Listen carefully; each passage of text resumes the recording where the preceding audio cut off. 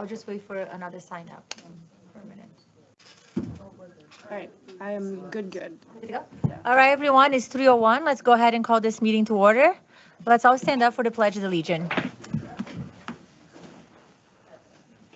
I pledge allegiance to the flag of the United States of America and to the republic for which it stands, one nation, under God, indivisible, with liberty and justice for all.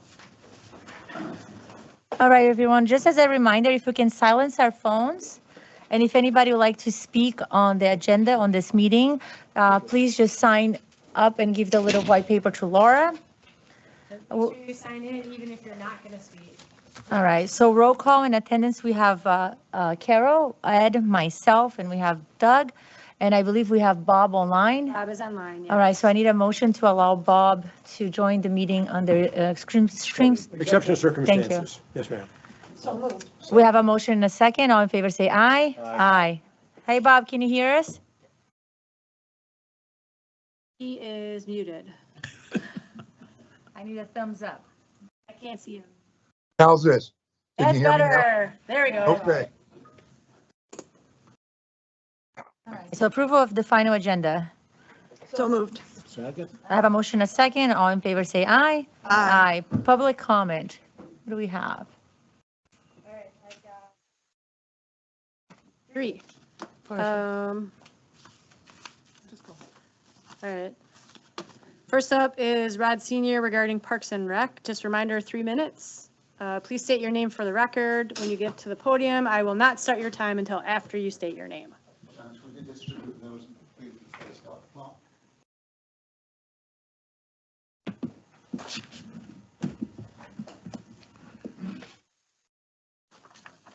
I got 2, I think. Or is it just that thick? Really thick paper. You got some nice paper there, Rod. Don't do anything by half.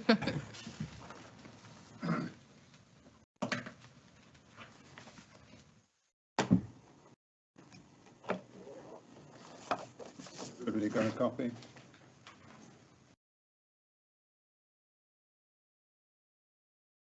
Okay, thank you. Rod Senior, Gateway Greens. Our 2020, is Stephen Bloom on the line, by the way? No, he's on his way here. Our 2027 financial accounts don't tell the whole story.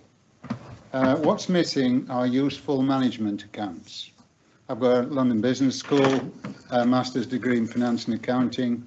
I'm qualified to say what I'm about to say. The attached handout that I've given you is distributed at 3 o'clock. I'm going to make sure it's part of the public hearing submission I make. The handout shows a snapshot business model for the Gateway Commons Pool and Soccer Complex that was created by Stephen Bloom at my request when I was on this board in 2016. It shows revenues matched against allocated operating and capital costs on the right-hand 2 columns. One metric that is missing, however, is the number of gateway and non-gateway users. If you don't know who is using your amenities or the allocated costs and revenues, you just can't manage your business. It isn't easy from the current financial accounts to figure out what the true direct and indirect costs are for the pool and the soccer. 2 weeks ago, our supervisor, Ed Tinkle, asked why the Commons Pool operating cost was showing only $112,000 on page 6 of the budget. The answer is that you have to play hide and seek to find the other missing costs, e.g. staffing, landscaping, insurance and security. The current financial accounting format is not useful. I therefore formally request the district to direct Stephen Bloom to reinstate this management accounting page. Was a business case made before investing $1.5 million in the pickleball, bocce ball, basketball and paddleball courts? Where are the usage projections to justify this investment, or are we just hoping that if we build it, they will come? Some useful usage metrics that we know: the Commons Pool, 800 pool passes, representing 13% of Gateway homes. Soccer, 300 Gateway kids, representing 5% of Gateway homes. These are unacceptably low usage rates and do not justify continuing to commit Gateway taxpayers' money to these amenities, notwithstanding our liability exposure. What is your acceptable usage hurdle rate for the new amenities? Is it 10%, 25% or 50%? How can you invest before knowing this vital metric? And the last thing I want to say is with respect to user fees. The new admin building provides a great opportunity for the district to set up a pay point for all paying users of our Parks and Rec, including lessons leagues and non-resident users. We should not allow vendors to control the revenue stream. It's a district facility and end users should pay directly to the district in the form of credit card or digital pay, no cash. So controlling the money in this way puts the district in the driving seat. Please extend this mindset to the soccer complex starting in the fall of 27, where 800 kids paying $400 a year puts $320,000 into the district's coffers and not into the Gateway Soccer Association. That way, revenues and costs are transparent. Thank you. Thank you, Ron. Next up, Terry Nelson regarding the FPL transmission line project.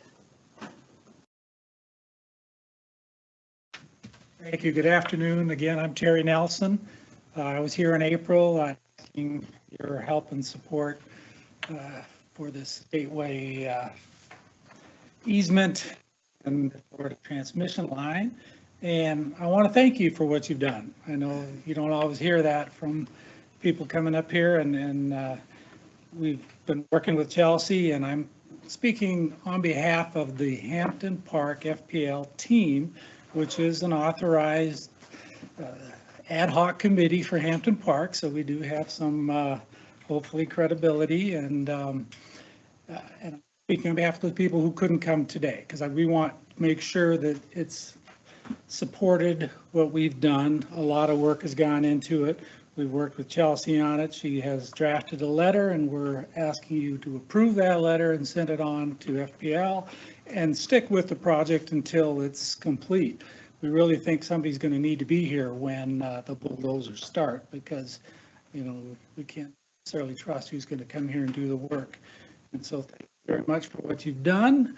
And the catchphrase is no clear cutting. Thank you. Thank you, Terry. All right, and finally we have Cheryl Malaterno regarding the dog park.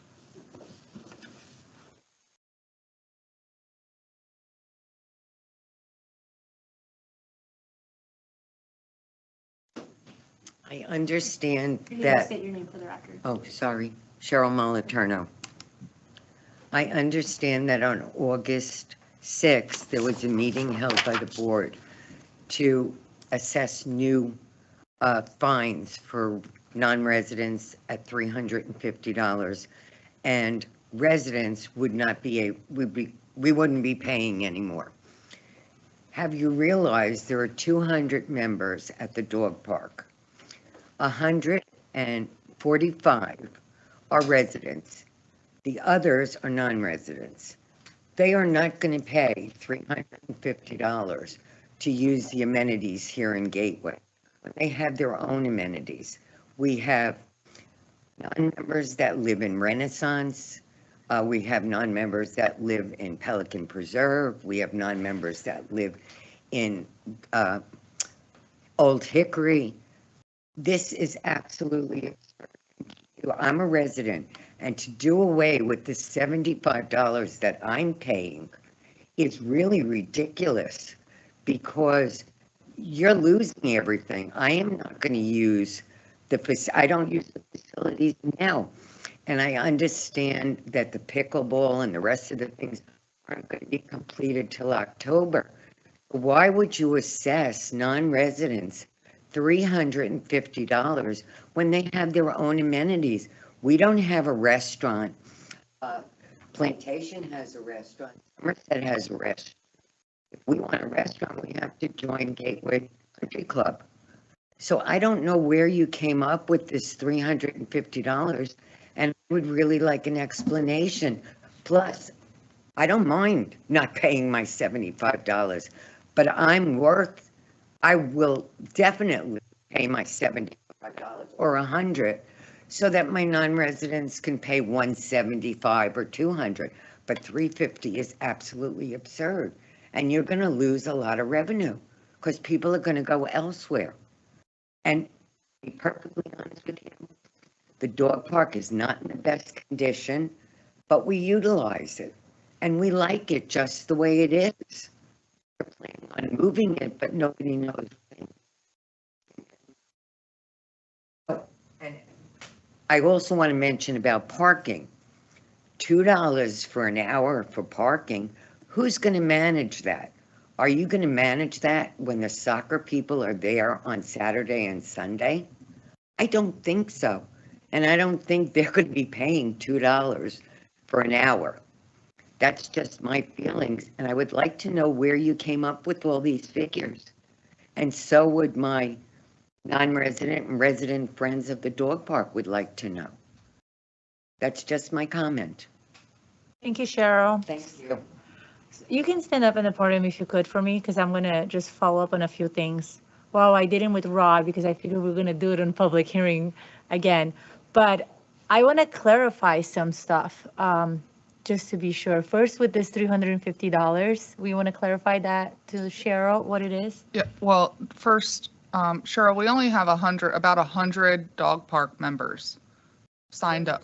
200, I'm sorry. Okay, so if you like to, she'll give you the answers, and if you have any questions, then I'll allow you to the board. So we have 84 residents and 25 non-residents. The $350 is for the access to the park membership, which gets you to all of the amenities. So it gets you to the fun park, it gets you to the soccer complex, it gets you to the pool, it'll get you to the commons, it'll get you to the dog park, it gets you all of those things. Whereas before you only had individual access to just the dog park. So we are preparing a draft email to send out to the dog park users to notify them of the change. But all of the active memberships that are currently active, they're going to, continue until they expire. It's when they come up for renewal is when we have to look at those, and the non-residents will have to make a determination if they want to continue to have access to the dog park. An alternative option is to create a separate standalone dog park I'm going to make that fee motion later. But that is, and we knew that any changes, the fees that we put into place, we may have to revisit those, but we haven't even built the new dog park yet, so. If you'd like to speak, I'll ask you to, is it an additional question to what you already asked? If you could come up here, just because it Yes. won't get recorded and no one online can hear you. We want to make sure we get your comments, Yes. Cheryl, on the record. On the record. I'm sorry. One of my non-resident friends came up to renew pass, and she was told the fee was $350 now. But what amenities will be afforded to her? The pool? Yes. What else? Pickleball? So here's what I think we need to. But I think your friend needs to contact the district, and then that's the conversation between the district and your friend. So nothing is missed, right? Because there's more incumbent, the same way that we may not relay the message correctly. So let's just have your friend contact, if not Georgia, CC Chelsea on it, and then we'll go ahead and go into within that information. But as of now, I just wanted to make sure it's clear that the 350 is not for the dog park, it's for everything. Right. And just as you stated, if they have those amenities, they're more than welcome to use wherever they live. They're not required to use it here because, No. yeah. So, and we are not, and the reason why that is so, that there is an increase and it is not even matching to 100% to Rod's point a few meetings ago, it's that we Gateway residents, you may be okay subsidizing, but there's a lot of people that are not okay subsidizing. I'm personally paid the same taxes and I'm personally not okay subsidizing for people that are not paying.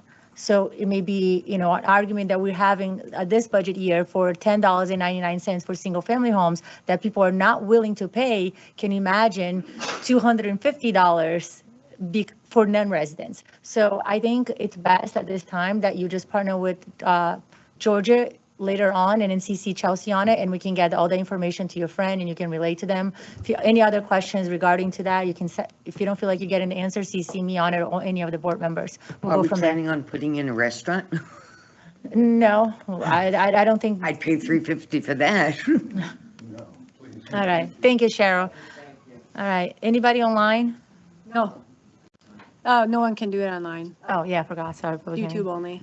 All right, I don't have any emails or anything either. nothing? All right, so local achievements and recognition, anything that came out last No. minute? Nope, all right. So advisory committee, Parks and Recs. Move to accept the reports of Parks and Rec and Pelican Preserve Advisory Committee as presented. Second. We have a motion and a second to, all in favor, say aye. Aye. Who was the second? Sorry. So go ahead and move to approval of minutes. I move to approve agenda items 8A, B, C, and D.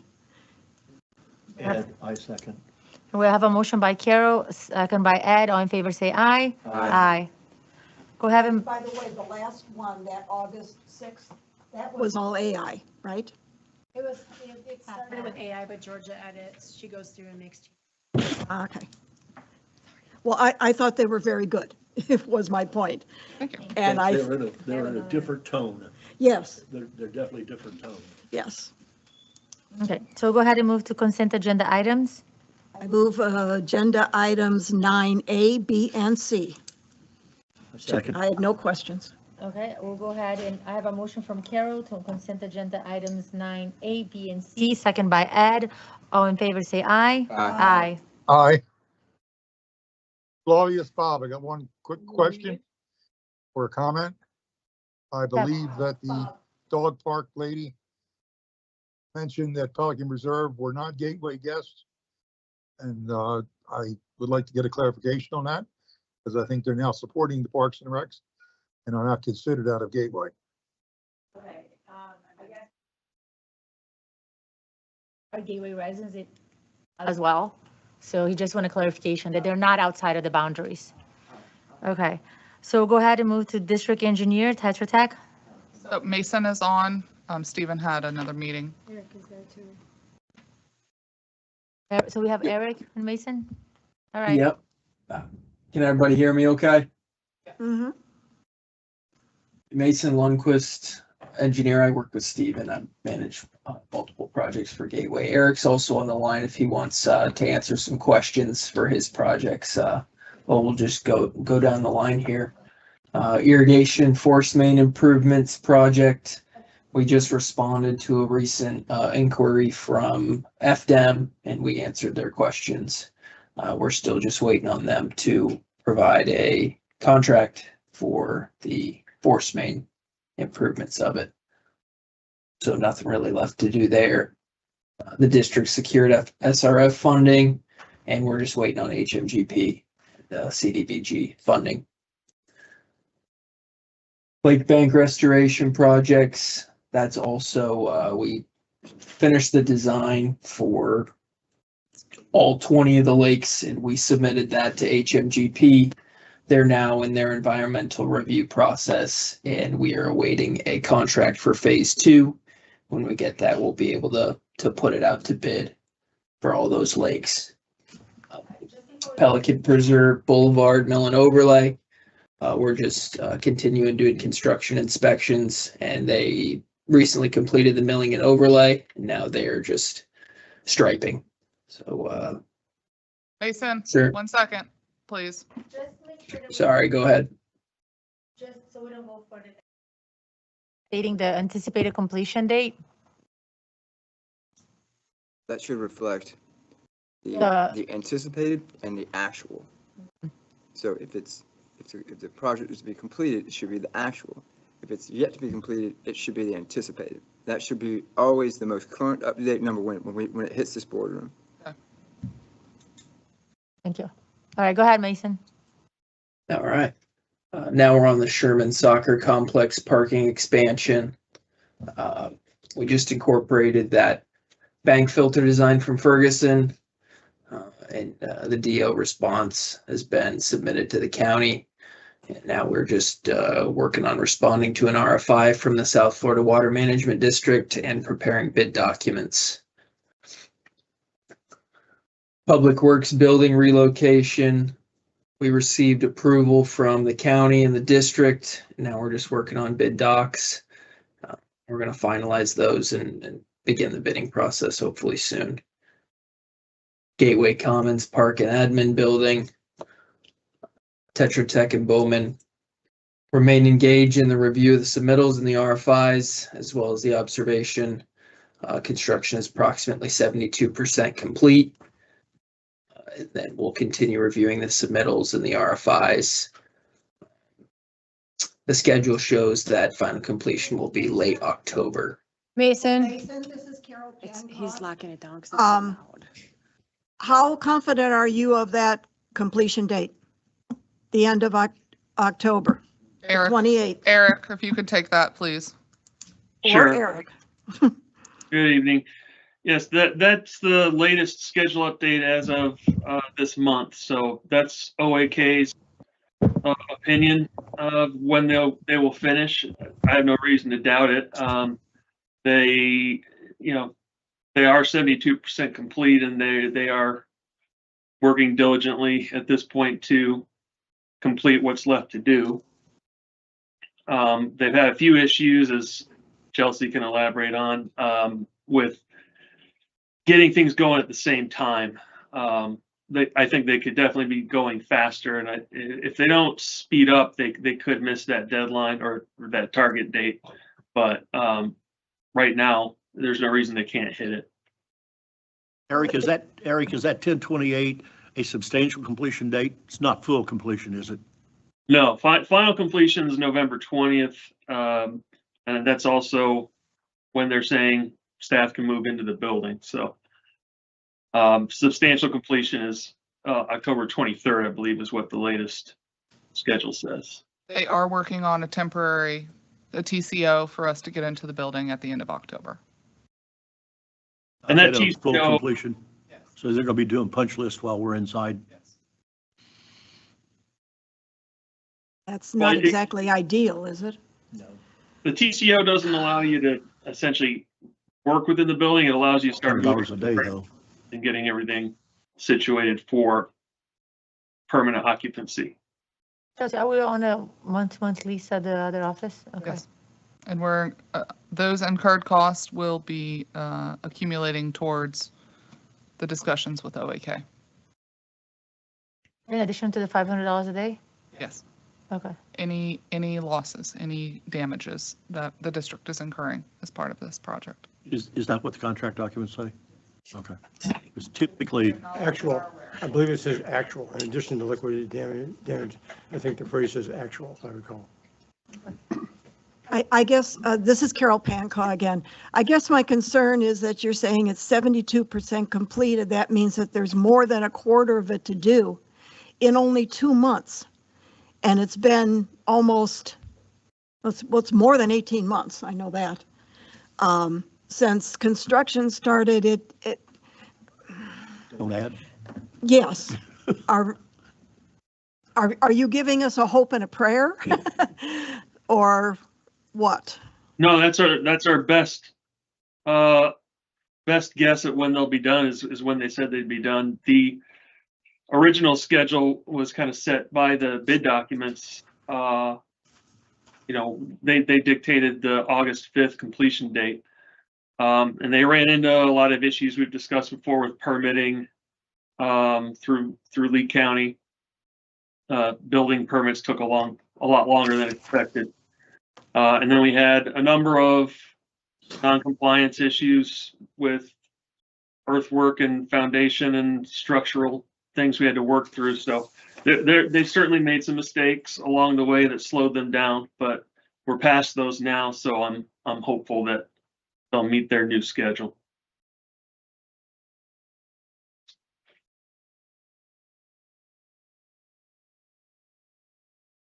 Anything else for the Commons project?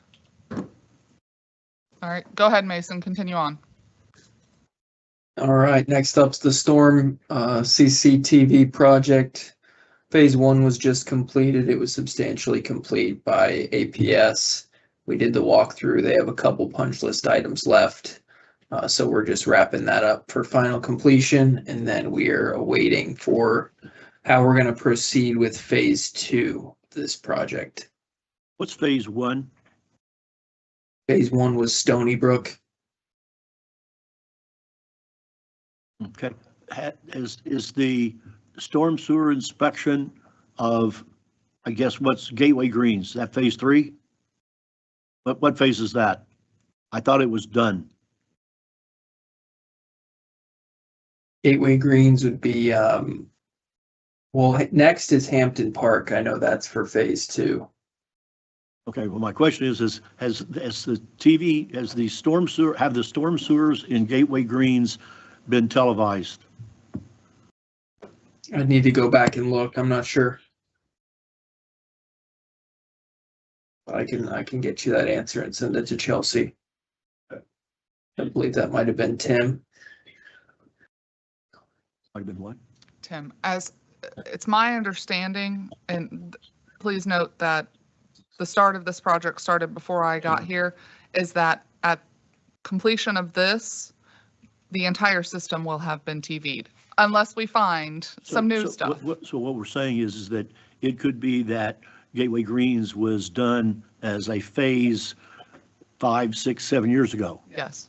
Okay, well, the reason I'm asking is we've had 3 specific, totally different located areas of storm sewers that sure don't look like they've been cleaned.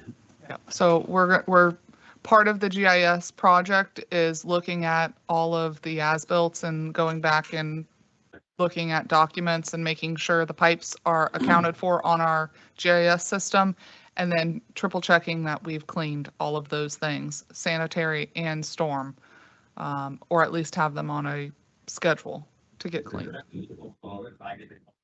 So do we have, this is why I hate those systems, I want paper.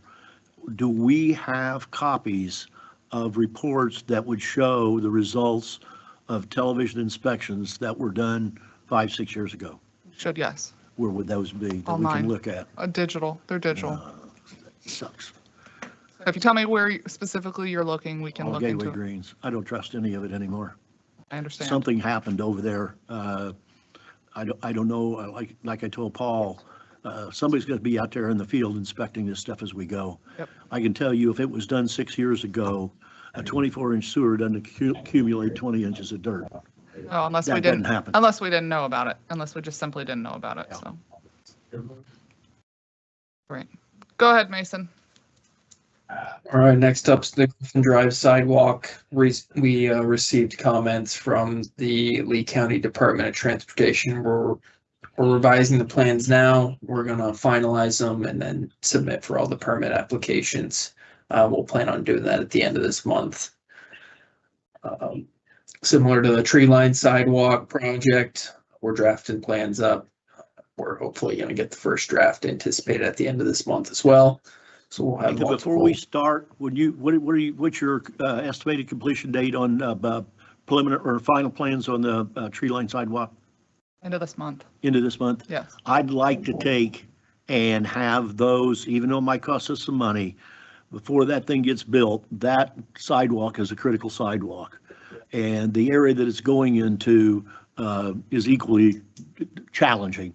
I'd like to see it staked out just to see what that sidewalk's going to look like going through there, because you've got some slopes that are pretty severe, and to avoid those slopes, you put the sidewalk next to the road. I mean, it's tough.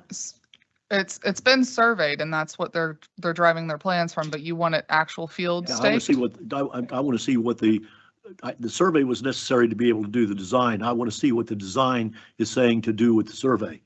How much dirt they going to move? What are they going to do to get that sidewalk, instead of it's laid like this, laid flat?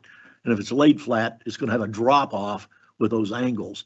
How are we doing that? We can get a That's price. what I'd like to We see a can get a picture of. price on getting additional survey work. And that'll reinforce this is Bob, that'll reinforce our effort to get it away from the street.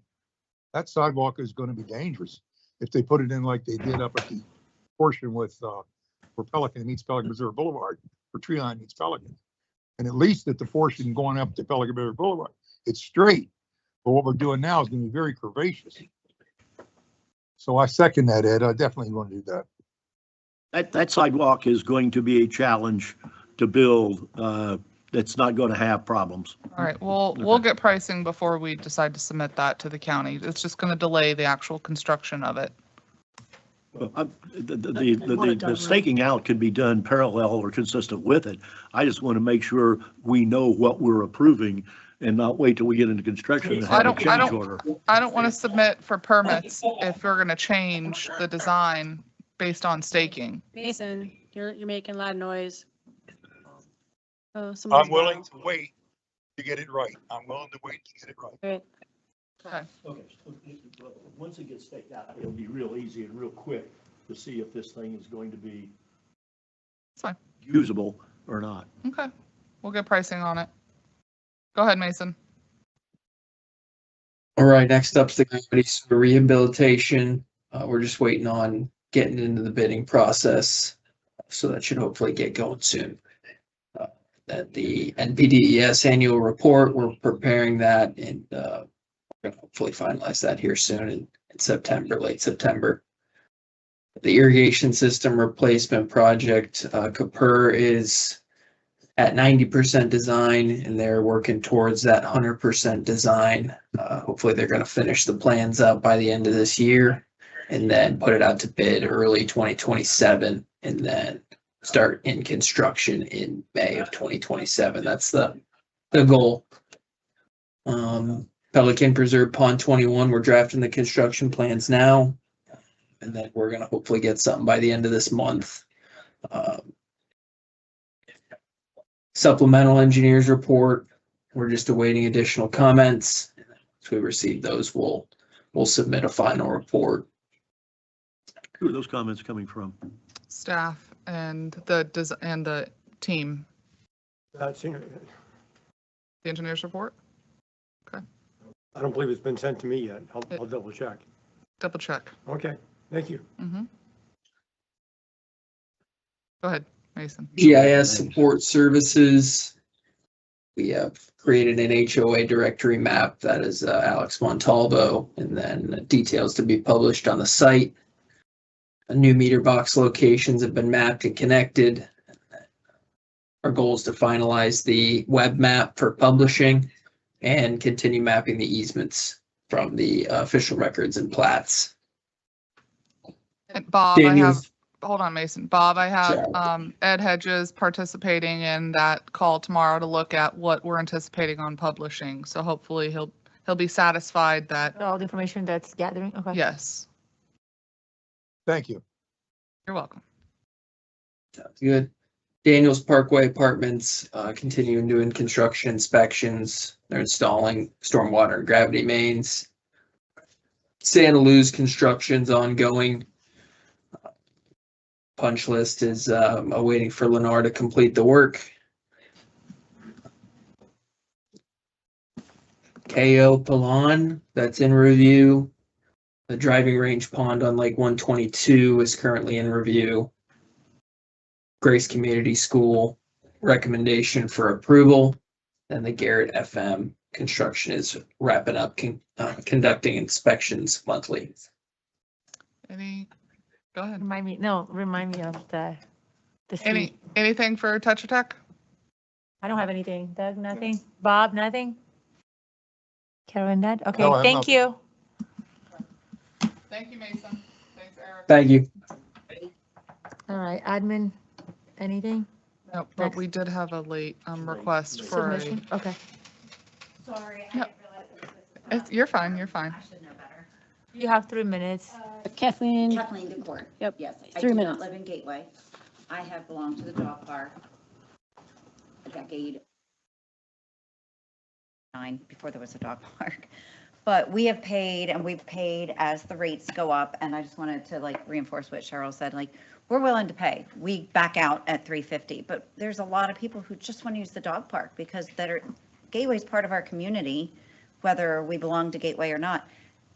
We don't have a lot of dog parks in our community. There's really nowhere to go. And it's a very tight-knit community and our dogs love it. We love it. And we've paid a lot of money over the years and watched it increase and increase. And we have willingly paid in and not had the upkeep. We've kept paying, even though Cheryl has a point. It has not been kept up, but we go because it's fine. It works. It's a fenced-in area. The dogs run, the dogs play. That's all we need. But I would really ask you guys to consider, and I do think I heard you might propose that, of having a dog park only membership, because I live in Marina Bay. Can't do We it. don't- Yeah. We can't do it. Yeah, we You can can't make do it. that motion, because, If we Well- move the dog park, it becomes part of the park. There's no way to exclude. yeah, and Like, I'm just saying, like. we'll engage you know, conversation. the pool, the pickleball, like a lot of. And that's a decision. Dog park, and we've been doing that for 10 years. All right, so. Or lower it, or, I mean, it's just, we've paid into it willingly, not getting out of what we've paid into it, just as far as when they've said we're going to do the weeds, or we're going to mow, or dead trees, or things like that. We've willingly paid that. There is a point where we don't. I mean, it's obviously up to you guys. If you want to provide that service as part of the community, there's nothing we can do about it. But, I mean, just as one of the many non-Gateway people, and I know a lot of them, we had enough that we had tables at our daughter's wedding of Gateway Dog Park people. I mean, it's part of the community. That's all, that's all I can say, because I don't live here and I don't have much of a say, but I did want you to hear a non-Gateway person's opinion. Thank you. All right.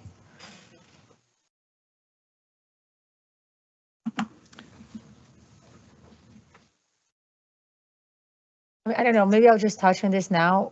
While anyone can make a motion for anything they like, I'm not going to be the one to stop it, but this motion, it wouldn't be able to go anywhere because the fee schedule is already approved via a public hearing. So if that's the case, then this needs to be an agenda to be able to propose, and then the board at that time sets up a new public hearing and so forth, so forth. Am I right, Tony? That's correct. Okay, so I don't want to give you any hopes. I mean, you're welcome to stay, but that's not going to happen today because none of us will have the ability to do so. And the process is not just put in an agenda and do it at the next meeting. Okay, thank you. We'll go ahead and move to district manager reports, monthly reports. Yes. Laura, anything for admin? Anybody, any questions for Laura reports? I have two separate things that I'll bring up now as part of the admin. So Let me ask just one quick question. Can the dog park be rented? Can you rent the dog park? we could add it as part of the fee schedule and provide that as an opportunity, yes. You could rent it in blocks. Yes, No, but in theory, yes. you could rent it for 30 minutes or an hour. To be sold to, any other amenities you could do that, yeah. Okay, Say it again, that A person or a group could in My theory. phone rang over, and sometimes these things fall through the cracks when you're doing this and you don't know it because you don't work with it. But an example that was given to me is several of them that have family that live in communities next to Gateway, and they come visit their moms, their dads, their grandpas, and they have a dog, and the two come over. They have to pay $350 to come over with their dog. They don't care about the pool. They don't care about those other things. We need to have something that addresses that issue. That's family that impacts our owners. I think it needs some consideration. so then let me ask you this question, just food for thought. I only want to use the pool. Are you now going to give me a discount because I'm not going to use the dog park and I'm not going to use the soccer field? Do you see what kind of worms we're opening? So later in the future, I think we can assess that. I think what we planned was a good 1 year of figuring it out. In 1 year, what can we adjust and not? But the same thought of. Well, Rod brings up a good point. We've got to take and visit this thing. It's not now. We're going to have to wait till we get the numbers. But with these numbers that we've got right now, if things don't change, stuff's going to go closed. I'll vote to close them down, and I think the new election will vote to close them down. The story, I don't know if the rest of you hear it, but I hear it at my club. What the hell are you doing? You're spending this money like drunk sailors. What are you doing it for? 15% of the people are the only ones that are using it. What are you doing this for? You're going to get a board in here that's not going to put up with this. So I think we need to reconsider. We got time. We've got it right now. We've got a plan. But these numbers, I agree with Rod, these numbers have got to be done back the way we used to do it and see, so these things stand alone. They're being hidden, and that's not good. That pool needs to stand on its own. That park needs to stand on its own. Soccer needs to stand on its own, and we need the numbers. This method we have right now, as we found at that last meeting, they've been merged. That's not good. You just want more detail with the line items. I'm not opposed to that. Yeah. I'm not, Right, because, right now, as far as I can see, is three things. The park, Mhm. the pool, and soccer. Those three. So going back to the dog park concern, that actually, we've been having internal conversations as these things are changing, and that begged the question, should I say barked the question? Thank you, Carol. That one of the things that we've been doing is the documentation that the dog park users provide for the vaccination and that they have all of their shots, we've been requiring and keeping it on record.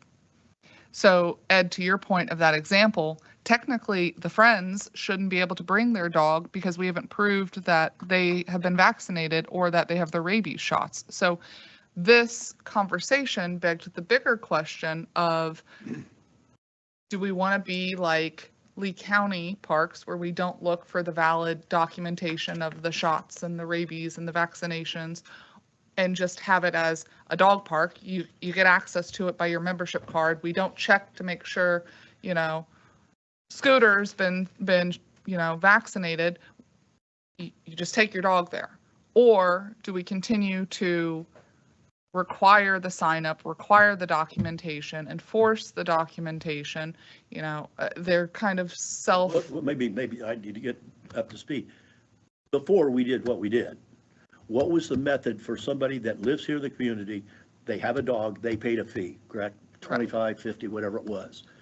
If they had a guest that had a dog, a family member that had a dog, they couldn't even be a member, or couldn't even come in? They would have to come in and pay, and they would have to. You can understand, no. We just added the non-member not that long. No, he's asking. No, Before. They had to pay, and then, That's what I'm saying. yeah. Yes, and they had to bring in. That's what he's asking. My question was, what would they have paid for their son or daughter to bring their dog in if they were aboard and did it? They would have had to have paid prove the gateway residency and then prove the vaccination and the rabies and all that He's stuff. not asking that. He's asking, guest. I guess. There's no such a thing as a guess. You're This, the dog owner and you bring in your dog. So no outsider users get in here. Non-residents and residents. but not a guest. You have to buy a, Okay, yeah. okay. That's, Then the They had to terminology prove I they had want, their shots. a non-resident that happens to be the son or daughter of an owner, what did they pay? it doesn't matter who their family is. It Either doesn't matter. resident or It's a not. non-resident. Same issue that you brought it up at the pool. But my question is, what did they pay? It was 150, right? The 75 was the latest for gateway residents, and I think it was almost double for non-residents. Okay, that's what I wanted. Yeah, to yeah. know. So we're going from 150 to 350 is what they're seeing. Because and then I guess to Cheryl's point, she said that Georgia said that, then she took back. So maybe if the explanation is to the dog park people, like, now you no longer is a separate line item. When it's 350, you're actually going to gain access to a lot more. Yes. Because if those communities that they're talking about, they may have a pool, but the majority of people that live on the other side of 82, they do not have a clubhouse, they do not have a pool unless they have their own. So now they have the ability to use that facility because they're paying for it. So I think before we jump out there, I think we should continue with our process, what we thought it was a year, so we can gather the information and then absolutely readjust if needed. Less, more, remove it, add it. I think we need the data to be able to do that. And I think we should, I also agree that the more specific line items that, and I know Laura can pull this up, even though it's combined into one line item, Parks and Recs. If we do want it, and we can always ask Laura to break it down to us on those pool, soccer, and so forth, that is always available. So it's not like we're hiding it, it's just not showing it here because that's the format that we went. Am I right, Laura? It depends on how the stuff was entered because it's all lumped together. We can, But we can. I can do it. We can do it, Yes, yes. the data's all there, yes. That's what I mean, the data is there. Yes. It's gonna take time to get it. We can do it. Nothing else for Laura? Well, I have two things while we're under admin. You may have got some calls or heard, but we did do the launch of the residential parking permits or fee, or, not permits. I know Tony picked up his head when he heard me say permit, but the residential parking pass. So that did go out today. We're working through some issues. We're updating it, but if anybody has any questions, they can always call. But It's pretty seamless. You should be able to do it from at home, on your phone, on a computer. Just, you don't even have to come to the office, but we're there to help if you need. So all of our Gateway residents, zero cost parking membership. They have to register. They have to register. Yeah. Yep, we're planning on going We need to live. make sure that is plastered Yeah, we, in the soccer complex. yeah. Doug, And- it was all and- simple. I did it today, only I got confused on it. I did it too. The issue was, in my opinion, if the reason we want the identification is to verify that the car that you're licensing, you own, and it's not somebody else's car, Yeah. all you need to do is, like Chelsea said, take your registration, take a picture of it, attach it to your documents, and Look then, at that. then add it. But it doesn't say that. Well, It talks about water bills and sewer bills and all that other crap.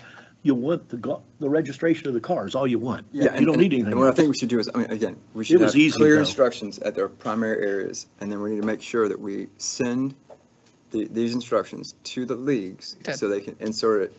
So if you're a resident, if you don't want to be charged for parking, make sure you register. So That deal today was for owners. but Right. residents, I'm it's saying- only for residents. I'm saying for the.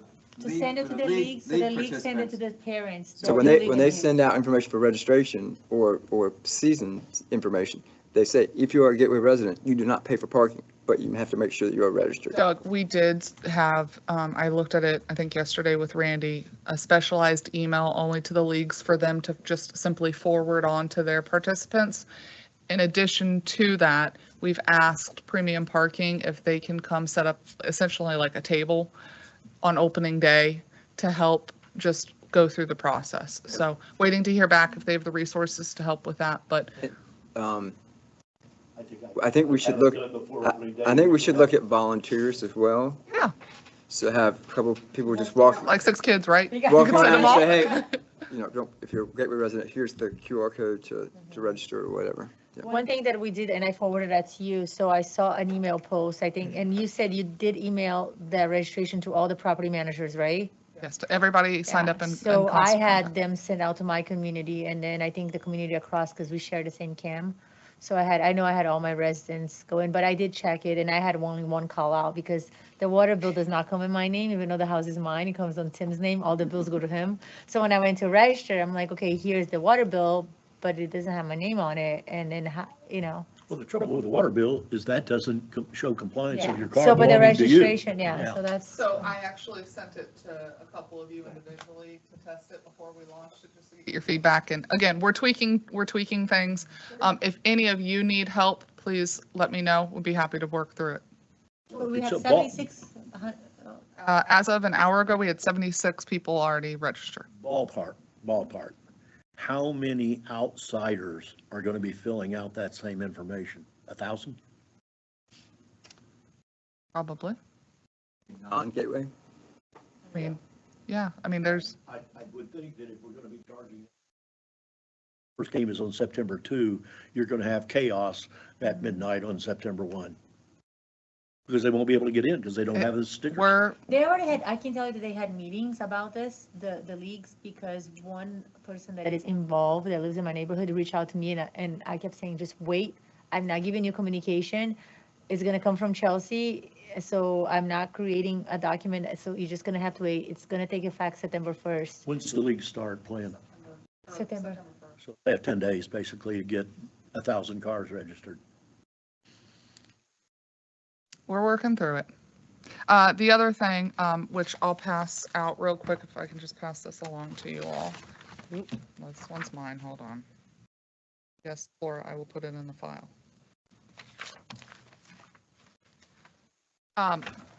So this came up as part of the landscaping of the commons. Essentially, we have stabilized parking, grass parking in areas of the commons.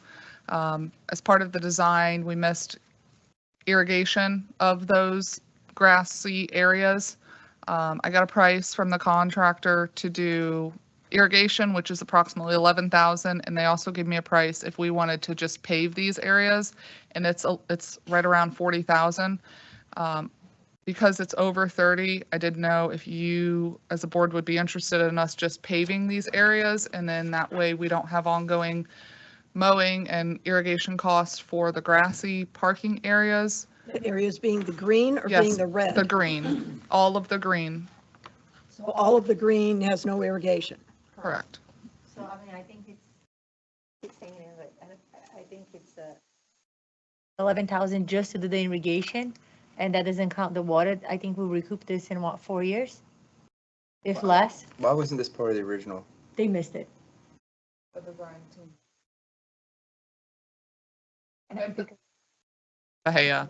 because there was Bahia, and Bahia does not require irrigation, but then later on, the board decided that we're going to keep the same sod. So I want to say it's not a miss, is that it was a miss on us after we changed what type of grass was going to go in, because Bahia does not require irrigation, that's why it was not there. But now we say we're going to put all palmetto everywhere, which then requires irrigation, and in those areas needed it. So I think $11,000 to irrigation plus maintenance every year for perpetuity versus 40,000, you're still going to have some type of maintenance, but the usage would be. So you're saying. How many parking spots are in the pavement and how many parking spots are in the green? Oh man, you're gonna make me count these real quick, aren't you? Because if we were only going to be using that a small percentage of the time, then I don't see the advantage of doing that. But if we're going to have overflow exceeding this and that grass areas are going to be used, then now you've got a long-term analysis that you have to do as to whether it's cost effective. Are you saying this could be additional parking? Yeah, how many parking spots are on all these green 78. compared to the regular? 78. Yeah. And just, the only reason I'm asking this is because what I anticipate is the majority of people parking as close to the court sports as they possibly can, which as you can see is up here in this corner, It's all green. and it's Right all here. green. And just from a standpoint of practical, and North Cali Regional Park by the main office building there, not the water park, they have grass parking. And after a while, it gets abused. I mean, the condition of it, whether it's irrigated or not. You go through a period where it's dry, You get it's the grass it's going to is get torn up. problematic, yeah. Well, if you choose to keep it grass, our vendor and the vendor that the contractor is using has suggested to put Bahia and not palmetto. Wait, if that's going to be used for overflow parking, then you wouldn't want to put nice grass there. Because you're just going to be riding over it. So that'd be Look a like behalf. crap, though. I mean, I think I'm disappointed that it's the 9th hour and we're talking about parking and irrigation here. I mean, either you have to do the concrete grid to hold or different structure, but I think at this point, you might as well just create additional parking. More parking is better than less Spots parking. do we have it? In other words, Doug, you're saying. Parking, yeah, and my other concern, since we're talking about parking, is the existing parking area, we just left that as is, right? Are we coding it or are we leaving it as is? As is. So when you come in, you've got old Yes, concrete that turns into asphalt. it's all asphalt, but yes, it's old And then asphalt. another area you can see where it's poured at a different time, so it looks very disjointed, in my opinion. I'm hoping it won't when it's done. What you see, just the patching, it is not planned to do a fresh mill and I would overlay. encourage everyone to, maybe not now, maybe in a month or two, but when you go over there, it's not going to look all shiny and new. So What's one what? of the options is to concrete all of the green Blacktop. and mark it Blacktop for it, yeah. parking spaces. It's designated accordingly. parking, it's either asphalted or leave it as How many green? Asphalt. Okay, and how much is that going to cost? about $40,000. To do all of these green, Spots are there? 78. 78 in the green, how many are in the plain? I didn't count the others. Looks to me like there's a little less. How many cars typically are we expecting that to me determines the need of how bad is that grass going to be used and watering and all those other things. But I agree with you, the people that are going to be using the park part of this whole deal are up in an area where it's all grass, basically. I mean, I don't Well, think. we're going to have I- enough other grass Where around Chelsea's it, calling out by the if porch, basically I'd say, this yeah, is to be let's used for parking, let's make them asphalt parking that, spaces. probably this Yeah, area. that's what I'm saying. These, we could probably just leave as here. So the problem with the Bahia, like we can do that. The problem with the Bahia is with time, the seedings, because Bahia actually seeds. It's gonna, It's gonna go It's into the gonna go floor into 10, The other guys okay? do not want Because Bahia. the Palmetto does not seed and go to Bahia. Bahia seeds to Yeah, floor those are 10, at yeah. once. Are I you would- looking for a motion or are you looking for direction? Yes. To both. Yes to both. I move that we make the green marked areas pavement and mark it for parking at a cost of not to exceed $50,000. And there's no drainage necessary, correct? I ran it by Rick. And does that parking include striping? Yes. That price includes striping? They don't have me an exact price. The pricing of paving was like 38, so I asked for, 50 grand will cover. she just, yes. Okay. So we have a motion on the floor for Carol to, Doug, got a second. second by Doug. Any other discussion? No? Bob, nothing? All right, we'll call for a Nothing. vote. All in favor, say aye. Aye. Aye. That's all I had for admin. Did anybody have anything for Public Works? Oh, I just had one thing. In your admin report, you had the diagram there for soccer income by month and fiscal year. And of course, there's the big spike, September of 25. What do we have? What are we anticipating that September of 26 is going to be like? I don't know yet because we just switched over to our new Parks and Rec management system last week, Wednesday. So we're working with the leagues to get them in there, get them set up so that they can sign up. They haven't signed up for We- times? No, we at just, all? we just opened the software up last Wednesday. So it's only been open for a week, so we're working on that. They don't normally reserve their stuff until the end of August anyway, so this is right around the time that they normally. This is the 20th of August. I know, this is the, they Okay. wait till the last minute usually, so. All right. Yeah, this is normally the Okay. time that they go in. All right. We don't know. More than that. Of, we increased the fees and we anticipate the same amount of league renters to come back. We did find out that we lost one. We lost Cruz. Okay. So, All right, thank you. I would just stress to Parks and Rec is, I think, and Tony, I'm not sure if you know the date, but both the Vineyards and North Collier fields, at least 50 or 60% of those fields are closed until at least September. And the discussion in like the sports world is there's no fields in Collier County other than Paradise Coast and Big Horseshoe. So there is a high demand for field usage right now. So if I was in Parks and Rec, I would be making some phone calls to different leagues, letting them know what our availability is so we can try to maximize that usage. good info. All right, anything for Public Works?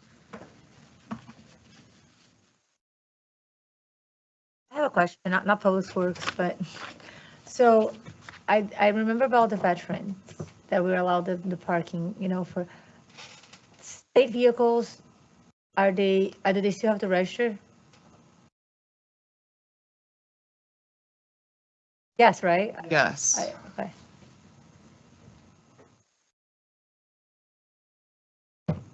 They can submit the form and just say that it is a work vehicle or. All right, anything for Public Works? Nothing for Public Works? Only thing I've got, Paul, guys might get out, go around looking at the ponds. We've got RMAX showing in a lot of locations, even with the high water level.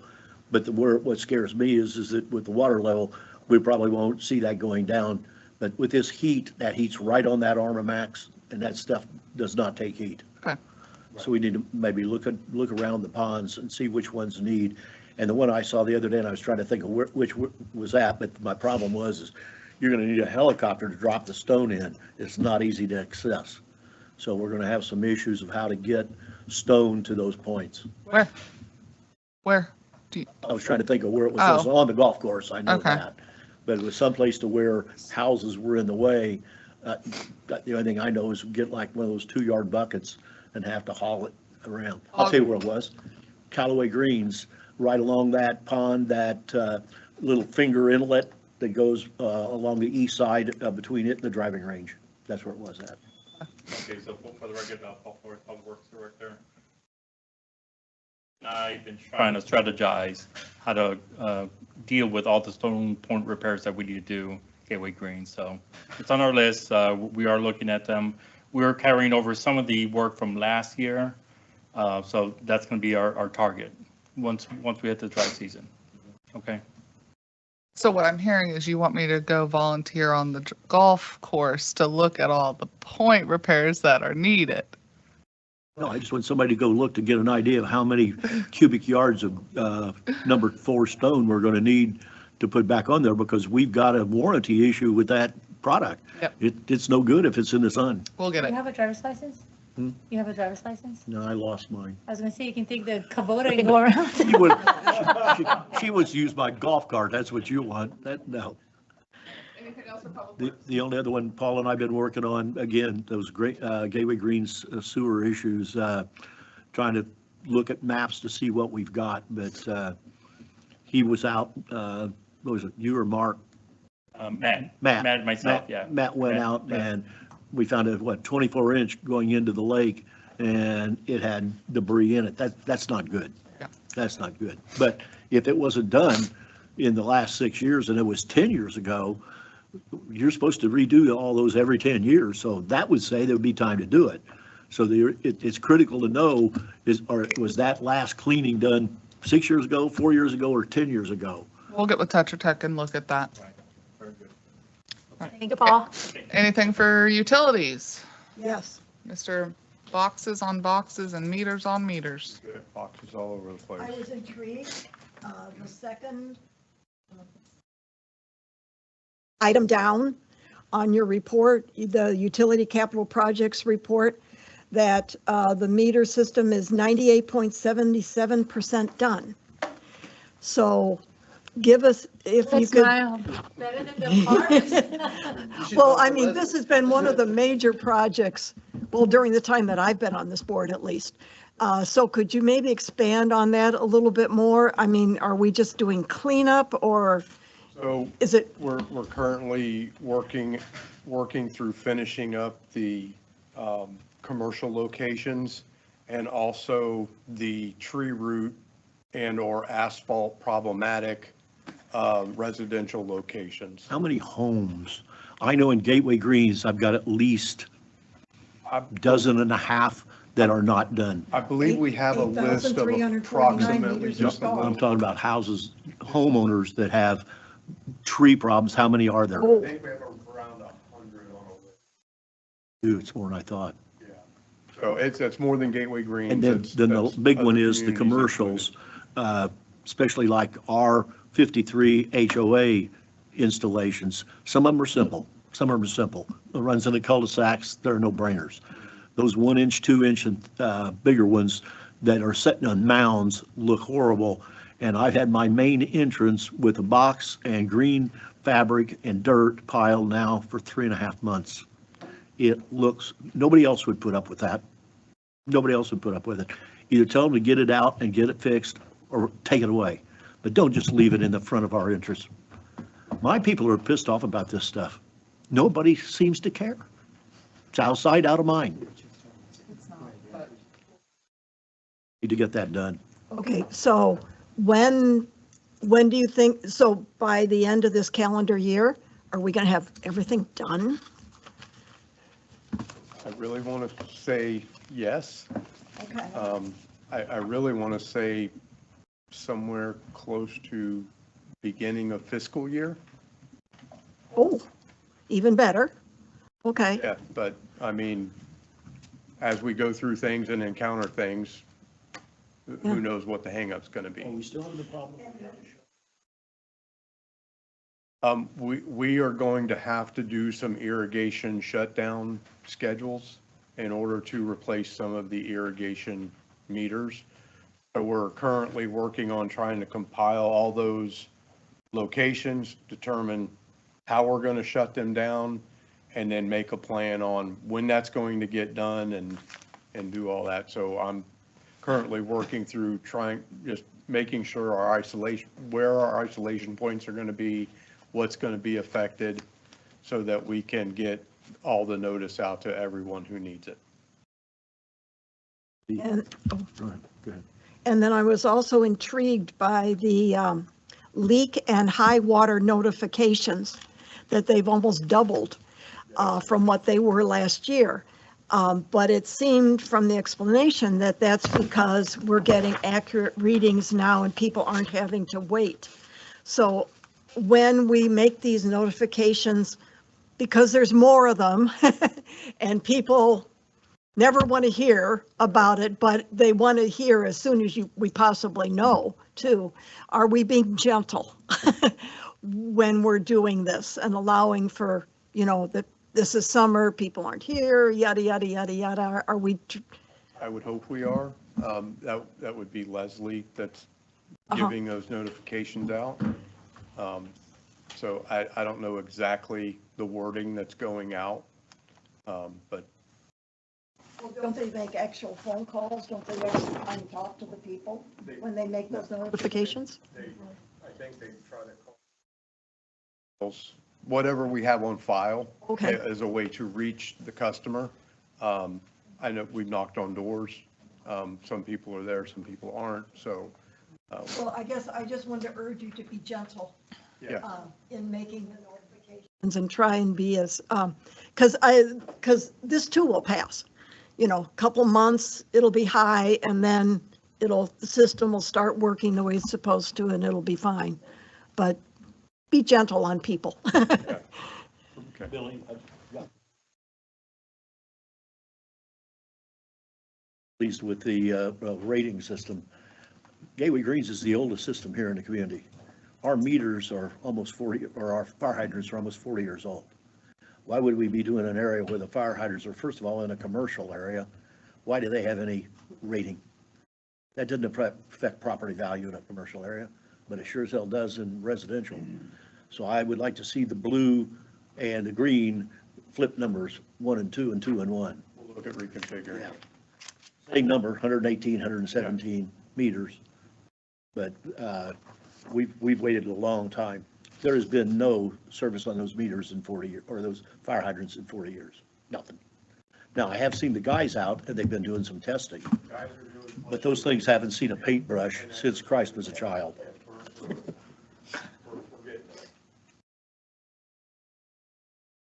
Well, this shows a 5-year plan. To me, that's, why are we doing it so long? Let's get it done. Why are we doing it scattering out over 5 years? Because we're trying to make a sustainable plan. That doesn't With please all the the other residents, work. though. So, It should have been done a long time ago. That's why I'm saying do it all at one time. Get it done. These are aesthetic What? in nature. The hydrants are operable. No doubt about that. So it's, we. Well, I don't know that I'd agree with that. I have not seen anybody doing a flow test on a hydrant in Gateway Greens, and I've been here almost 40 years. Never have I seen it. Is that our responsibility or the fire department? Fire department. fire department periodically. How do we know they're operable if we're not operating them? Fire department, the South Trail. How are they doing it if they aren't doing the test? Well, we're going to contact them. If you could let me answer. You're getting bull, you know what, they are not doing the testing. I've been here. They've never done it. If you could let me answer. Get a record. They have access to our cartograph system. And every time that they go in and touch the things, they do a report that they have touched the Would things. you give me a copy of that report for Gateway Greens? Yes, we can do I want that. to see it because I don't believe it. I'm not defending them. I'm just telling you, since I've been here, we 100% know that they have been touching them. I saw them charge, I would say this, not that I watch it, but I can say one time I have seen it because it was right in front of my house. And then something was brown, because I don't know, in my mind it was going to be clear water. It was brown water coming out. I was like, oh, a sewer pipe broke or something. It's just coming straight out, and it was the fire department. I do know, and I believe may not be completing Gateway Greens for this year, but I know last year as part of our exercising and maintenance program that we touched all the hydrants. I would like to see in Gateway Greens what their record shows of when they did fire testing. So Like I say, I've been here, I've never seen it, never. And you would think the odds are, because I don't go on vacations, you would see it once in a while. I've not seen it, so show it to me and I'll believe it. Then I want to go back to Paul. Which one is the closest to your house? We'll make sure we send him that way. There's one 350 feet from my house. Okay. So I please go touch Ed's hydrants. The reason half of them are is because they're in locations where ours that went in there, they couldn't get to it anyway. Nobody's been there and tested those. I'm not buying that. Well, we know because they break our things. That's how we know, because that's how we get Well, notified. I've seen the guys out recently and they've been doing work on the hydrants, our guys, Yes. but that's not a flow test. No. Then, question, Before you jump, we have gotten a price to hire a company to come in and paint all of the hydrants at one time. It's like $40,000. So that is something we can entertain if that is something that we can bring back to the board. cost it should have been done for the last 20 years. I don't disagree. So- But if the board wants us to just rip the Band-Aid and do them all at one time instead of phase them, just know that in a couple years, we're going to have to, it'll phase. We've gone 4 years, what's 5 or 6? It's ridiculous. Let's get it done. Let's get it done. We will bring back the contract to have it Right. painted. And then, Paul, I forgot one thing. I Paul was already pleased to left. see this. That's nice. My only thing is that go down Gateway Greens, any road, and all of our inlets look like that. What are we doing about those? Slowly We're but doing surely. curbs and gutters right now on about $1 million worth of work. And we're going by things like this because they're not ours. When are we going to, I've got people ask me, why are you spending all this money tearing out all these curbs when you got that inlet that looks like chunks of concrete and steel sticking out? When are we going to, have we got what do I want to call a maintenance plan for doing all of these? This is Paul again. Ed, to answer your question, yes, it is something that we're wanting to start. We just discovered our crew are able to do that kind of work. That was the first step we had to take. This was the first time we've tried to do these type of repairs. In-house. In-house with, with the concrete and touching up those inlets. A admixture like a patch? Yes, that is correct. Does it adhere? Yes, it works very working? well, and that's why we took the Because this picture. picture here is It's the typical. before and then you see the after, that's correct. That's what our typical inlet looks like, exactly like that. And this deal down here looks like that you've done a new concrete deal. No, it's just touch up. It is. And that's a lot of money. You're talking about a lot of money to do one of those structures. Yes. To do the entire thing, you're absolutely correct, Yes. so yes. A lot of money. Yes, we're just trying to do the minor repairs, but the team is willing and able. It just is timing, also identifying, and then trying to. Who's, I didn't know we had anybody with the talent to be doing cement. Our public work. work maintenance team, yes. So we got people to do that stuff now. Yes. Great. Chelsea's challenging us, and we're kind of meeting that challenge, so. Ed has very unique See, click fix. Quick fix, yes. Ed, if you have any locations, you can send me an email or Yeah, we can go in the ticket thing. see click fix. I'll just get red paint and spray them. And then you take that paint and put it on the hydrants instead, would you? Yellow would be nice. That's got a flow limitation, indication. I don't want to do that. Red's what, 1,000 gallons a minute? All right. That'll get us trouble. Anything else Thank you. for Bill? No. All right. We'll bring back the. All right, so FPL project update. Yes, attached you see a draft letter. I've been working with Teresa, Terry, Avery, and Charlie. And Thank you. we've been meeting, we're going to try to meet every 2 weeks. And we worked through this request, this draft letter. I drafted this using Copilot AI, if I'm being completely honest, by utilizing their community's request as to exactly what we're asking of FPL. So ultimately, I'm looking for your blessing on this letter to send it to FPL. Is this the letter in addition to the one that already went out? The one you sent about 2 weeks ago? Separate letter. So that letter's gone. that one's off. Have we heard back from that letter?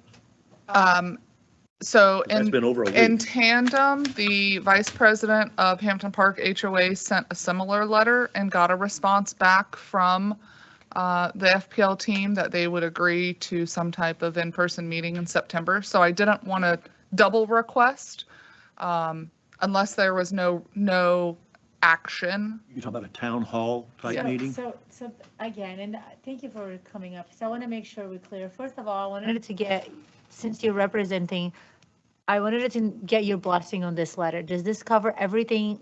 Because I already gave Chelsea 2 feedbacks that I thought it was missing in here, but I want to know from you, from your committee, does this satisfy you guys? Is anything that you wanted it and somehow did not appear in here? That's a difficult question to ask because we're learning things all the time. And we want to make sure that there's an ongoing effort, which with our every 2 weeks. But do you guys have anything to add? I mean, this is what we asked for, and I think. Okay, so I guess my very direct question is, there was nothing that you guys wanted at a specific plan or a specific request that was not listed in here? Okay. Because what I did notice, it's missing in here, and that's why it's like, it's so important that we stick to a plan, we work on a plan, we agree to the plan, we stick to the plan. So I was caught off guard, and not that, anyone can reach out to FPL, but you guys came to the board and asked our blessing, asked us to ask FPL for a town hall meeting. Before we even be able to do that, that step was taking place by your community. So then the question rises on us. If you were able to do it, then why did you need us? We're going to do it anyways. So for me, the only suggestion I have is, while I appreciate other parties not associated with your committee asking for a town hall, the last thing I want is us not to ask for it. I understand that you don't want to double ask, but I think it's very important, and I think it is missing on this letter, because all you're asking is information and data. You're not asking for a town hall meeting. We can reiterate our request. That is my feedback, and I don't, Agree. because the request came to us to go in FPL, and that was a direction to the board. So I understand that it's a feeling like we don't want to double do it, but that's what we promised the set of residents that came into this board. Okay, so that is my suggestion for that. The only other thing that I wanted understanding of it, it's on the first paragraph, the last sentence that says, and coordinate the affected stakeholders. What is the expectation and what does that mean? For us to coordinate? I want you guys to be very specific. What does that mean? Well, I mean, I think. So if you, yeah. I think what we're asking. Hang on, can you just wait till you get up here? State your name for the record, and then you can Charlie Smith. give your comment, please. I think what we're asking is that the district write this letter to FPL and get the information that we need to further the efforts of the committee. And doing that, if there's information that you need to disseminate to people that you learn to the rest of the district, then have at it. Because I think there's stuff in there that you should be doing that. If you don't, then we're going to do it for Hampton Park. But we feel that the thing that's missing is the other developments are not getting that information. Okay, so I'm opposed to the word coordinate. I'm totally okay with communicate. I'm okay with us communicating. And that's just me, and we can all speak. I'm okay with us communicating, but I'm not okay with saying coordinating. Does that make sense to you? Makes perfectly good sense Okay, to me. how does the board feel with that? I'm fine with that, and I also agree with you that we need to clarify affected stakeholders. Ambiguous, in my opinion. Okay, so then as of right now, the board agrees that we should at least continue, because we haven't asked for the public hall meeting, and where they can either provide all this information in a public hall, or they can give it to you ahead of time, right? Perfect. I'd rather have it sooner rather than Oh, later. yes, yesterday would be great. I would suggest the remove coordinate and put communicate.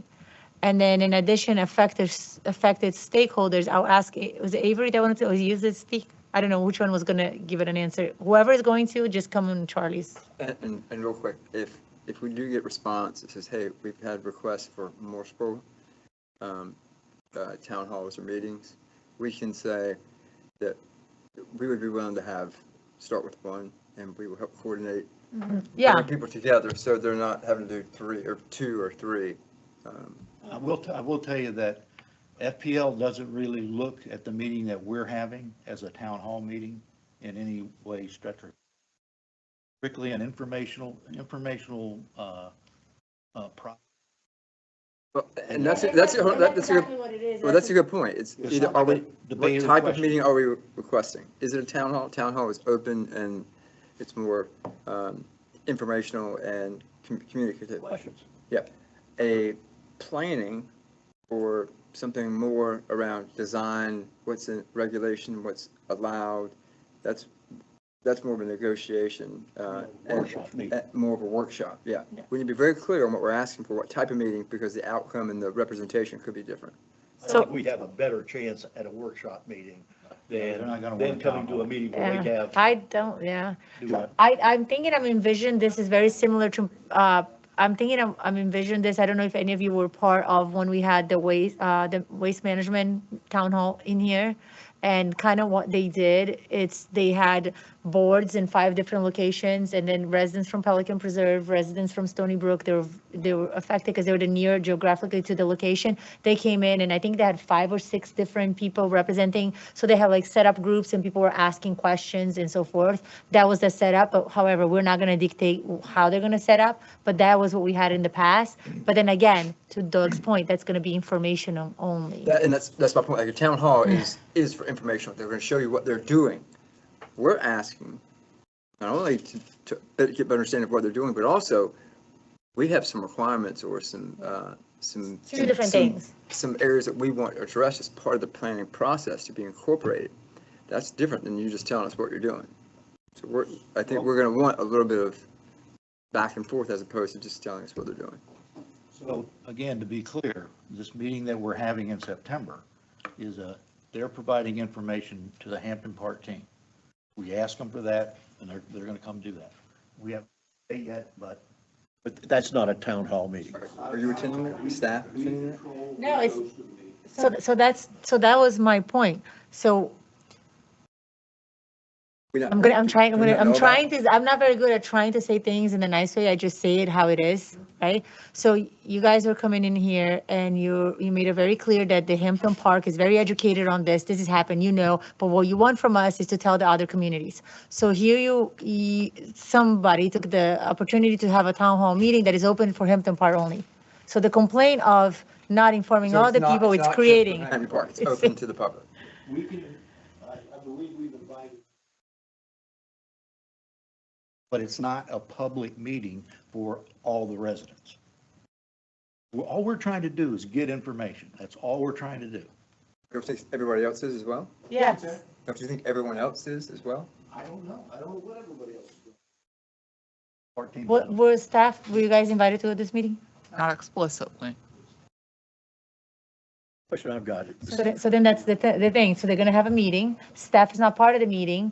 But then we're expected to give a recap on what the meeting happened, or expected to take the recap while we're not there and then pass that on. So those are the things that I worry about. We're not asking you to do anything at all with this meeting, and we will invite Chelsea to the Yeah, no, that's fine. So that's We're not what. asking you to do anything You with the can't meeting. ask us for help and then exclude the district and other members.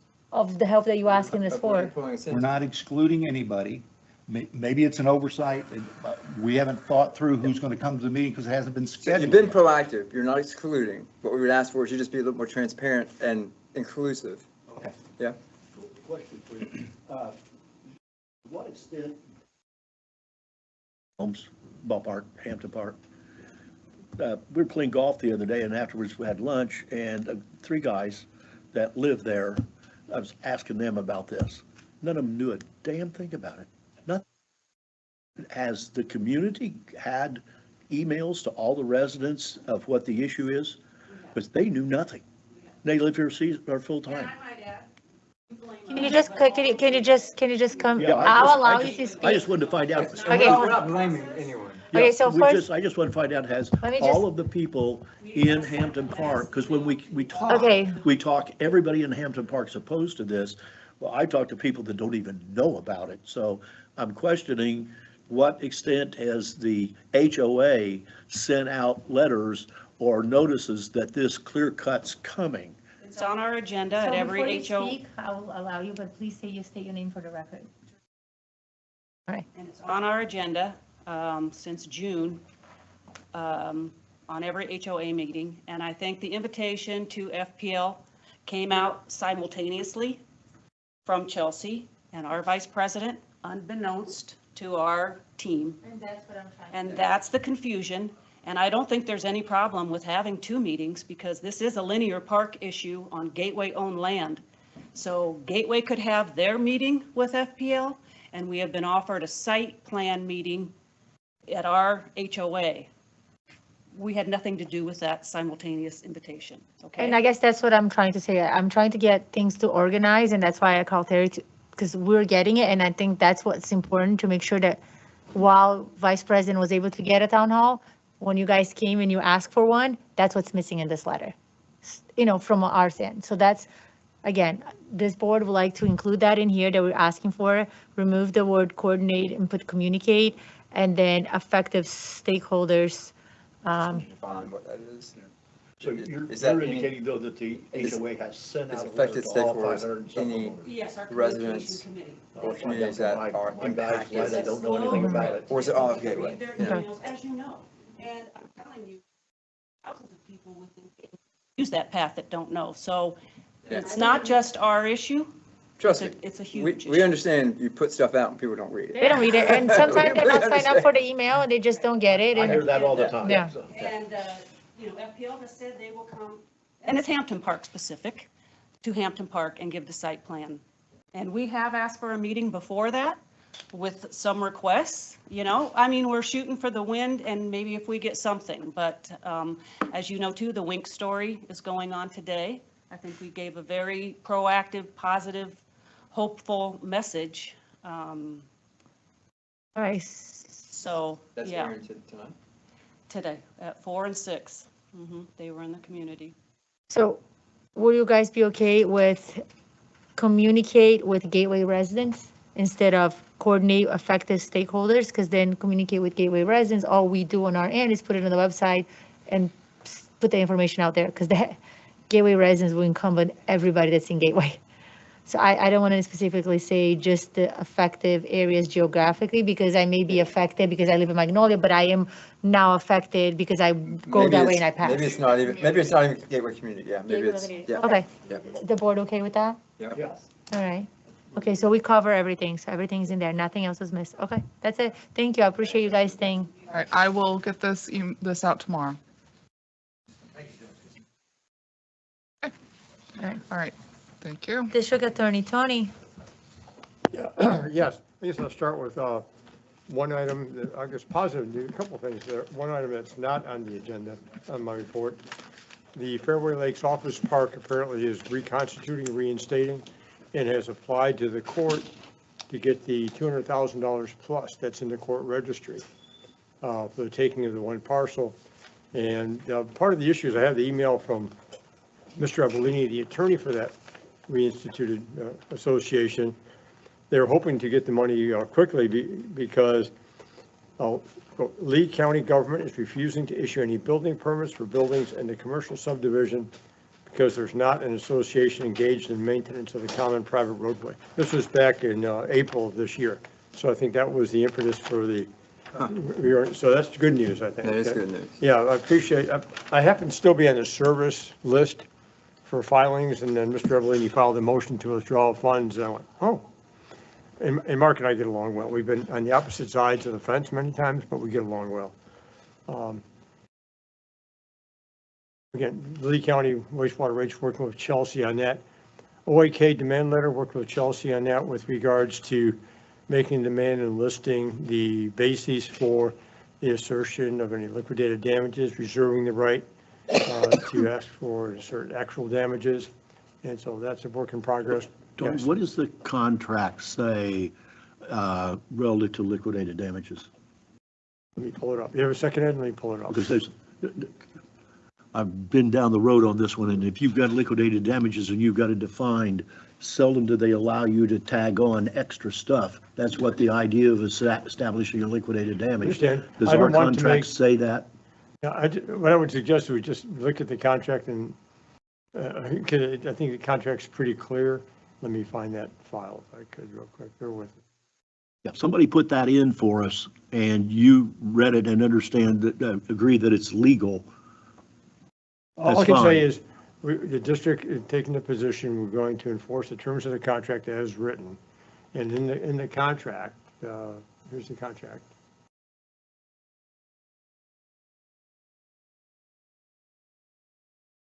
We're enforcing the contract. Yes. And I don't want to try to, I don't want to try to find any opportunities for OAK to try to challenge it, but it's, bear with me. I just want to make sure our attorney approved the language for liquidated damage to be a part of a total settlement Well, package. right here, liquidated damages, they recognize that time is of the essence of this agreement. The district will suffer financial loss if the work is not completed within a time period specified above, plus any extensions allowed by change order or otherwise provided. They also recognize the delays, expense, and difficulties involved in proving in a legal proceeding and the actual loss suffered by the district if the work is not completed on time. Accordingly, instead of requiring any such proof, district and contractor agree the liquidated damages will be assessed in the amount of $500 per day for each calendar day that is beyond the substantial and final completion dates required by this contract documents. But then it goes on to say, the contractor shall also be liable for any actual damages sustained by the district after contractor has achieved substantial completion for contractor's failure to fully complete the contract documents. Actual damages may include but not be limited to costs related to supervision, inspection, rentals, testing, consulting fees, or lost productivity and overhead. So then we've got an opportunity Yes. to get well over $500 a day. We have an opportunity to assert actual damages. Let's just put it that way. And we reserve that right in the letter. And they acknowledged the letter and responded back. Atlantic Pipe Services, I think Stephen, And what did they say when they responded back? That they are the shortfalls and they look forward to getting the project completed and an open discussion. There was no affirmation of liquidated damages. I don't recall. I'd have to go back and The read it. extra pencil that falls in and you have to write more, it goes into that list. it's a public record, Chelsea, if you want to send it to the board, I mean, at some point. I can send. As I'll send. paraphrasing it or reading it off. I'll send the letter we Yeah. sent and then their response. I'd like to see that. Yeah, me too. This is real slippery slope, real I know, slippery less slope. is more. Do what? Less is more. That's what Chelsea's hinting at. With regards to Atlantic Pipe Services, Tetra Tech, Mason touched upon that. So I think staff is just analyzing how to proceed with the next phase or two of that project. Kyle Pallone, a bond deferral agreement has been drafted, so that's in progress. Chelsea, I think, has sent it on to the developer. The temporary construction easement for Club Gateway, that was completed and sent on. That was for the pond restoration on one of the lake banks in the golf course. The amended and restated bond deferral for North Haven, that's been completed and sent on to North Haven for review. The Daniels Parkway utility issues, I think we finalized today, hopefully, the language of the temporary construction easement. There was just one more section or a little portion of the agreement with regards to when the temporary construction easement expired that the attorneys for Daniels Parkway wanted revised. So I sent a revised draft out today. We're working well with them on that. Going to Santa Luz, I'm holding in my hands. I've not yet had a chance to review it. Chelsea has. An email from the attorney from Lennar that came. Any writing on it? Yes, and it came in with the revisions to the agreement. I've not looked at it yet, so I'll look at it and coordinate with Chelsea as to, and also with Rob Cooper, the attorney for the association, see if we hopefully bring this back to the board at the next board meeting. But one thing I thought was interesting is, as you know, Chelsea and I have continuously over and over again stated, let's get this done in the dry season, let's get this done in the dry season. So it was interesting is I've inserted that the start date is October 26, 2026. Please let me know if this presents a problem and your reaction to my final edits. Then it goes, with regards to, we really need to get this executed. So the trades are bound. So anyways, I'm glad that they responded, and I'll get with Chelsea to try to wrap this up. The hidden leaks units, water damage, Laura and Chelsea are handling that with regards to any carriers or any demands that are being made. Park amenities, operational guidelines, I have the initial draft of rule development and just need to get that out the door to Chelsea. I'm going to the next page, I think. Yes. Wait a minute, I missed, did you hit hidden links? Yes. What's going on that? Because the owner was quizzing me of what is the CDD doing? And I thought, I didn't know the CDD was doing anything. Have we received a demand from the owner or their attorney that we have, or our vendor has liability up there? We've received, yes. Yes, we forwarded that to our insurance carrier. That's the first I've heard that we've received any notice of. It was an email back about a month ago.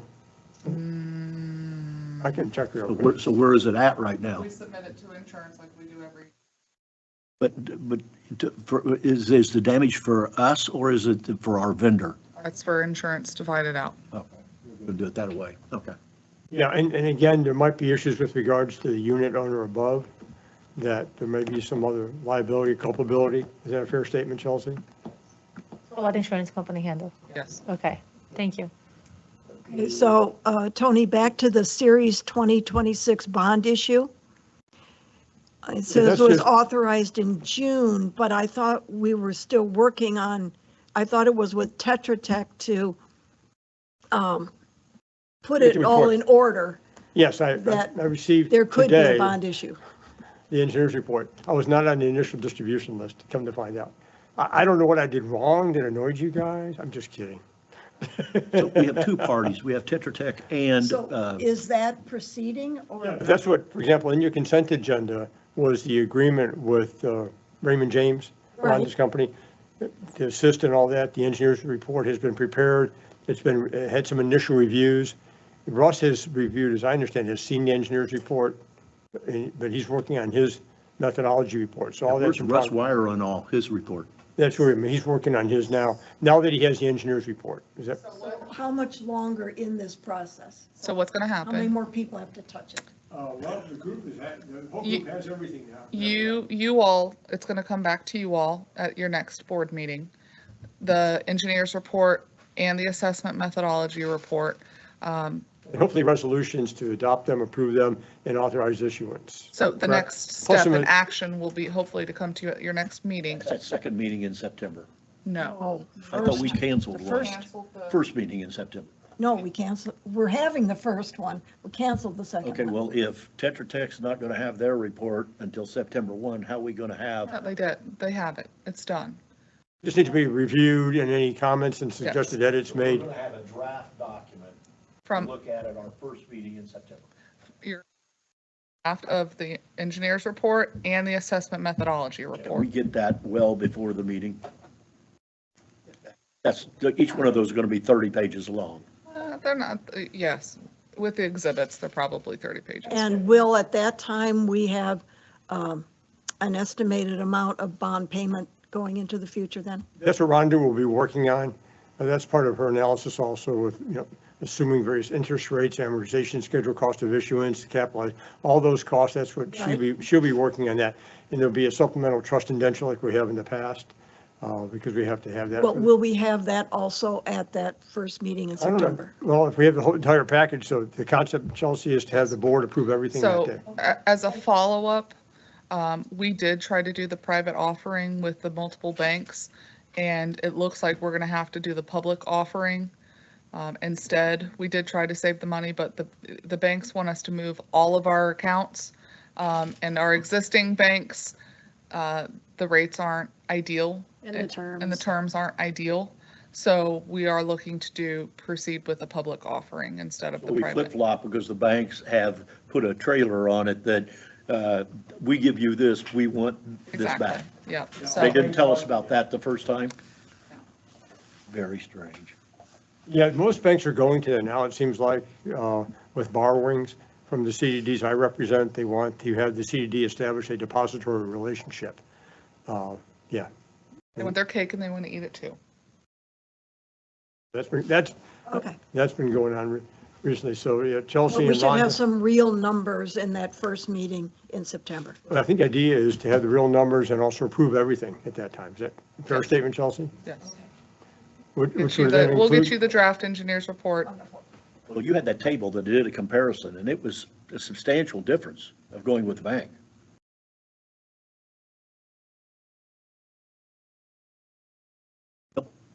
The terms were not favorable in the long run. Plus the depository requirement. Chelsea, can I take this easement for the sewer line breach by the excavating contractor? We sent out the demand, Chelsea did, I drafted, sent out the demand to two companies. The interesting aspect on this was the right-of-way permit that was applied for to Lee County was by one company called CCIM. The listed contractor was a company called Tillman. There was an insurance company called Quarry. And then the actual vendor in this instance appeared to be a company called Quality Over Everything. This is the. Was it everything over quality? Yeah, I know, yeah. Sorry. And no, yeah, and so the demand letter went out to CCIM and Tillman and Quality, yeah, QE. Okay, so we do know. Yes. Yes. We have good information as to who the vendor was that hit the line. Boring company. Yep, the boring company. And is it disputed? Well, I don't want to get into the legal arguments now, but Oh, okay. there have been some conversations between Chelsea and some of the vendors as to attempted allocation of responsibility. Is that a fair statement, Chelsea? Thank you. Yeah, so. You'll have an item up next. Right. The contingency fee agreement. And on that point also, we have a new attorney that's going to be involved. I'm being double teamed by the Brakefield attorney. Lenore's sister has joined the firm. She's out of Jacksonville. She worked for an insurance defense firm for a number of years. In her last case that she just resolved involved subsurface boring. So Lenore and I and Lindsay will be working on that if the board signs the agreement.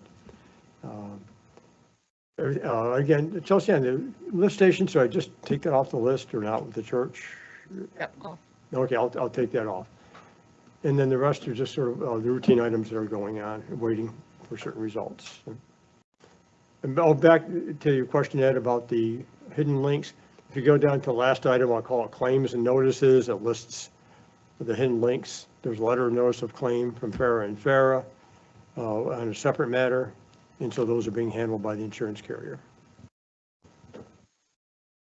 Oh, and that's all I had to report.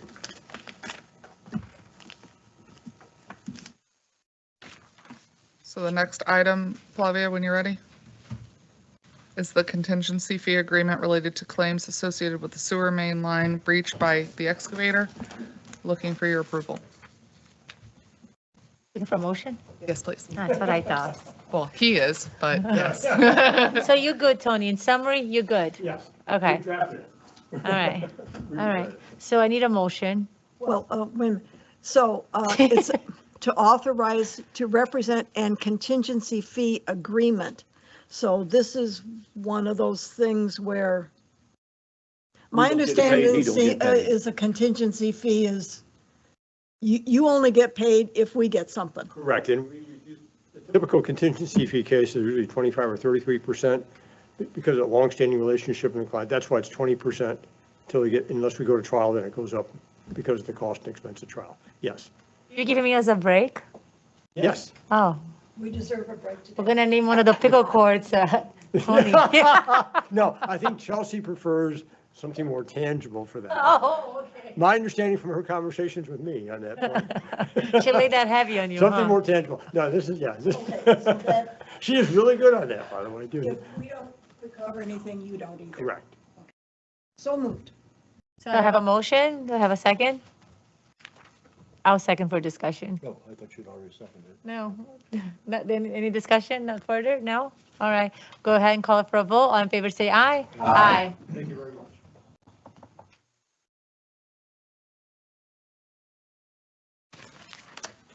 Agenda management, anything? If anybody has any questions for Chelsea on the agenda management instead of going line item by line item? Carol? No. No, Ed? I don't. Doug? I do know that, I think Stony Brook, some language to update their documents around e-bikes, motorcycles. So just be aware, we're seeing other communities start to adopt e-bike language in their docs. Doing what? Stony Brook's updating their documents to address e-bikes, the Codes? motorcycle, yeah, the motorcycles, non-pedal e-bikes. So just Okay, yeah. Hope you got a board better than mine. My goal All right. was to talk about it. Bob, anything? No, I don't have anything. All right, so. Bob, last Friday, Say that again? paycheck. Yeah, Did you notice your paycheck last Friday? No, I've been in the hospital for 9 days now, so I haven't seen anything. You're gonna be happy. Oh, okay. I'm always happy. I'd be shocked. You might be shocked, you're right. Okay, so, Why did that number not come up to an even number? Taxes? That was an tax issue? Okay. You always get Stop taxes taken out. complaining. No, I was trying to figure out how they calculated it. I like the calculation. All right, so we'll go ahead and take a break. Anybody have any? No, I asked Carol first. Oh, I thought. No, yeah, I'm good. no, all right, so So we'll we'll take take- a recess. Recess until 6 PM. 6 o'clock. Holy cow. You want me to shut everything down and start? Make sure you back up, or save do I me just some pause food. it? Yeah, we'll eat you a sandwich for you, a cookie for you, Bob. Yeah, put a goodie bag aside for me. I feel discriminated against.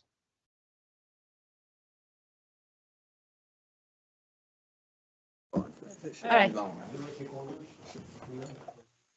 We have food.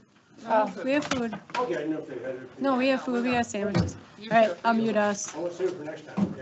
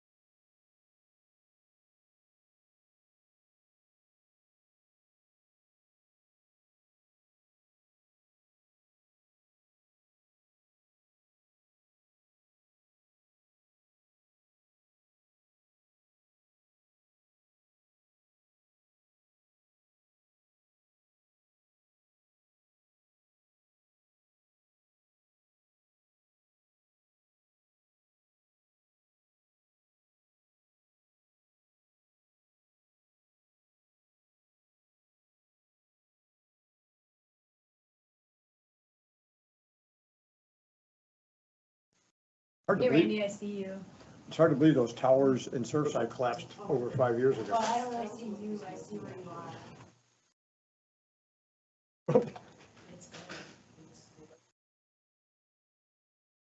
Well, hello, stranger.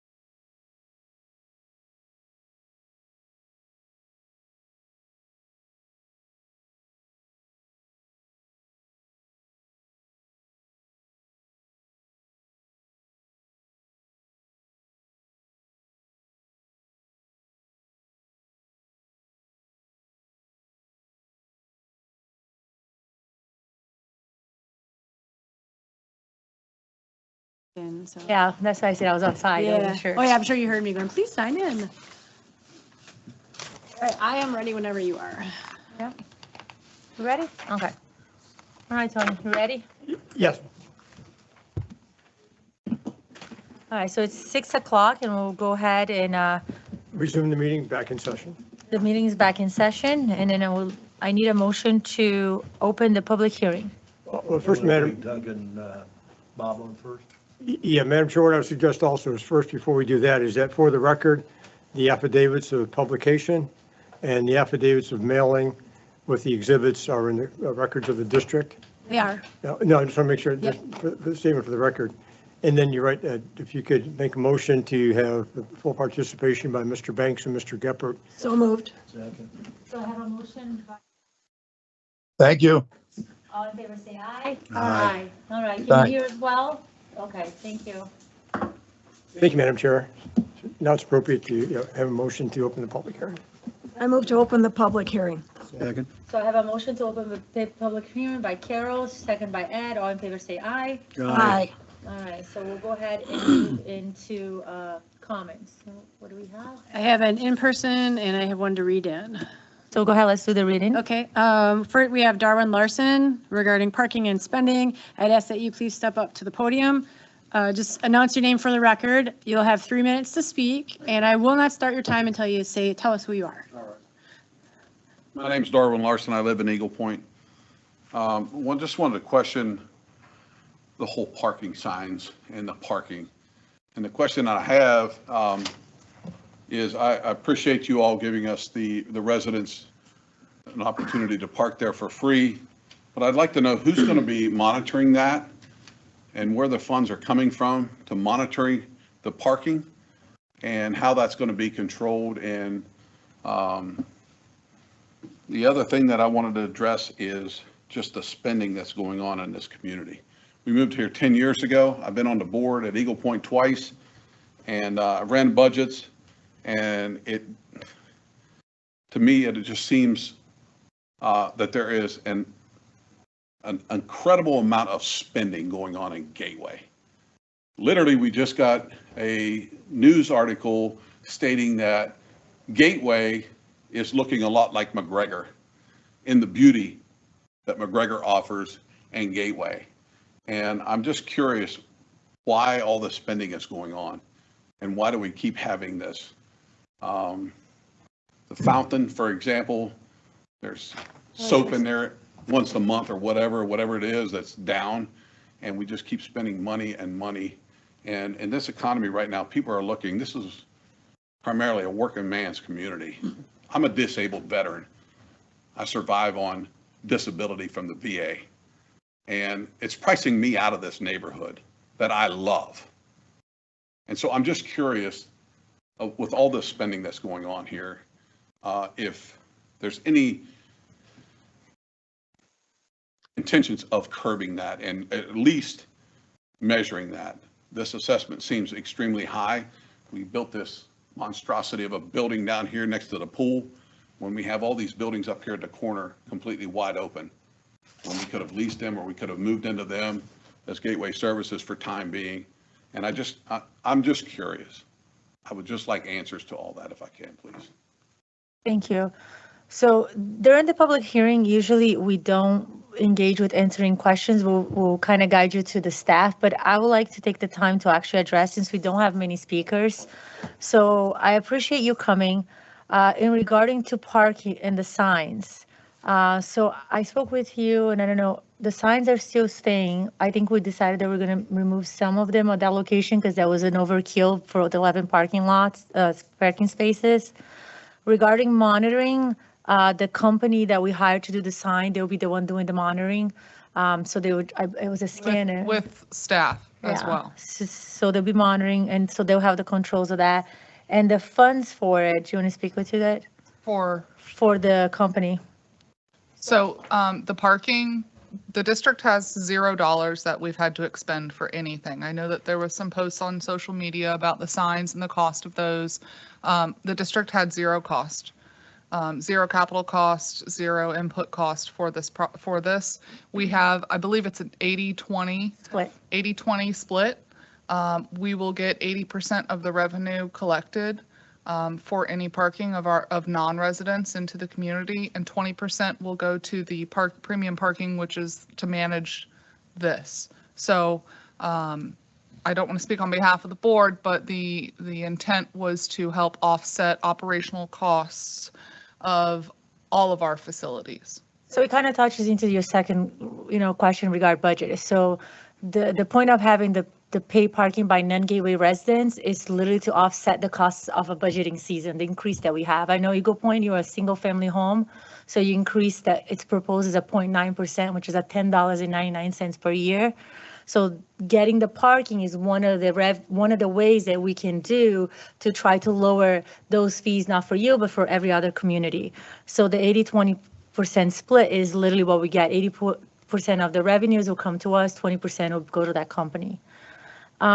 Regarding the board spending, I would like to know specific, what is it that you feel like that is overspending? Because this is the meeting, so this is what the important, like if you want to bring a line item and say, no, board, this line item I think is too much.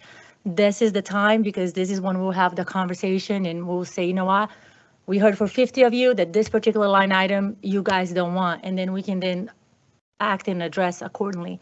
But bringing a generous statement of overspending, it makes it difficult for us when we take a good 6 months out of the year looking at budget, workshop after meeting, and trying to cut, because we all pay the same amount. We also pay, the increase also applies to us. So if there's something specific, I will give you some time that, you know, that you can tell me on the agenda, or when it comes into that line item, like if it comes, you know, as a light bulb, just raise your hand and I'll make an exception and let you in. Regarding the fountain was not a GSCDD project, so that fountain cost over $2 million. It was something that was budgeted on Lee County. So Lee County had that money. So either they spent in Gateway, so they didn't give us the fountain because we taxpayers funded that $2 million, right? So they had that in their budget, so they could have put the fountain in Lehigh, they could have put it in Fort Myers, they could have put it whatever they want. They decided to put it here. We embrace it in lieu of a light, because a light at that point would have made more of an impact in Gateway, because the line of sight would have been much higher. They would have to take in a lot of oak trees, and during that time, we felt like the look of Gateways and what represented Gateway was the tree. So just trying to give you some history, very detailed on what you get. So we do incur, the only thing that after a year, we do incur the cost of operating the fountain. There is not much. So we gain it, you know, the fountain didn't cost us anything, but perpetuity, we will maintain the fountain. So I don't know what the cost is top of my mind. I can look at it and tell you what it is. But I do appreciate you coming. I do appreciate your questions. If there's anything more specific, like I said, when we're going through the budget that you want to ask, then you're welcome to raise your hand and we'll go from there. All right, next one.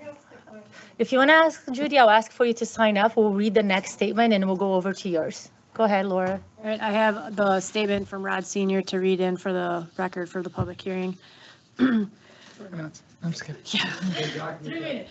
Oh, it's the exact same thing he read at the earlier. Okay, that's being introduced in the record for this meeting. Correct. Okay, thank you. Our 2027 financial accounts don't tell the whole story. What's missing are useful management accounts. The attached handout was distributed at the 3 p.m. public comments. The handout shows a snapshot business model for the Commons Pool and Soccer Complex that was created by Stephen Bloom at my request when I was on this board in 2016. It shows revenues matched against allocated operating and capital costs. One metric that is missing is the number of gateway and non-gateway users. If you don't know who is using our amenities or the allocated costs and revenues, you can't just manage your business. It isn't easy from the current financial accounts to figure out what the true direct and indirect costs are for the Commons Pool and Soccer Complex. 2 weeks ago, Supervisor Ed Tinkle asked why the Commons Pool operating costs was showing only $112,000 on page 6 of the 2027 budget. The answer is that you have to play hide and seek to find the other missing costs. For example, staffing, landscaping, insurance, and security. The current financial accounting format is therefore not useful. I hereby request the district to direct Stephen Bloom to reinstate this management accounting page as a supplement to the set of accounts and to include number of gateway and non-gateway users for the Commons Pool, Soccer Complex, and the additional amenities being built at the new park. Was a business case made before investing $1.5 million in pickleball, bocce ball, basketball, and paddleball courts? Where are the usage projections to justify this investment? Or are we hoping that if we build it, they will come? Here are some usage metrics that we know. Commons Pool, 800 pool passes representing 13% of gateway homes. Soccer, 300 Gateway kids representing 5% of Gateway homes.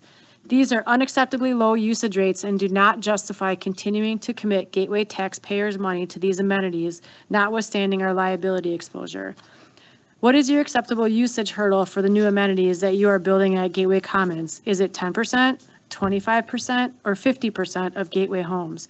How can you invest before agreeing on this vital metric? The new administration building provides an opportunity for the district to set up a pay point for all paying users of our parks and recreational amenities, including lessons, leagues, and non-resident users. We should not allow vendors to control the revenue stream. It is a district facility, and end users should pay directly to the district in the form of a credit card or digital pay, no cash. Controlling the money puts the district in the driving seat. This shift in mindset should also extend to the Commons Pool and the soccer complex. For years, the soccer complex has been a huge cash drain on the district. The predominant use is Gateway Soccer Association, where 800 kids pay $400 a year over 2 seasons. That's $320,000 in revenue from families that should flow to the district and not the soccer association. The taxpayers are footing the bill to maintain the fields, the floodlights, and face substantial liability exposure. As it stands, the field rental barely covers half of the true annual operating and capital costs. With the district controlling the money, both revenues and costs are then transparent and allows a reasonable contract to be negotiated in the daylight without requiring vendor financial disclosure. I hereby request the district to set up a pay point and agree on a policy of collecting money from all end users of our parks and recreational amenities, including all users of the soccer complex, in advance of the 2027 fall soccer season. Thank you. That was from Rod Senior. I think Mr. Senior also had a separate. A report from the 2015 financials. Yeah, August 2015, he's requested No, that also. that was the be same part- one that was handed out to you during the 3 o'clock. It is. It's the third page. I want to make sure. Yep, Okay. it's thank in you. there. I didn't figure I had to read through all of that. So. All right, so Judy, would you? Thank you.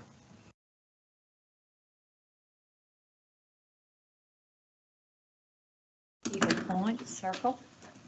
My concerns are unnecessary spending. And can I ask this board, how many employees do we currently?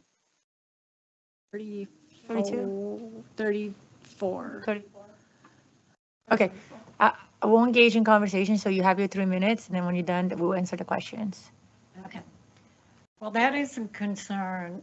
I think we have unnecessary employees. There is a lot less that we need in this community that we feel like we are getting that we don't necessarily need. And from the people I've talked to in several of the communities, they don't want. Their biggest concern was the building. You know, why build this big building? Why? Our monies are in a building that is going to be used for employees that some of the employees, they feel, and I feel, are not necessary. It's just overspending of things. And I know there's a time, and I've heard Ed say it over and over again, we kick the can down the road. But at some point, it has to end. We can't just keep spending. It's like Darwin said, our little community is being priced out. People are moving away because of how much is being spent, and they can go somewhere else, you know, and spend less and have a better place. So it truly needs to be looked at closely.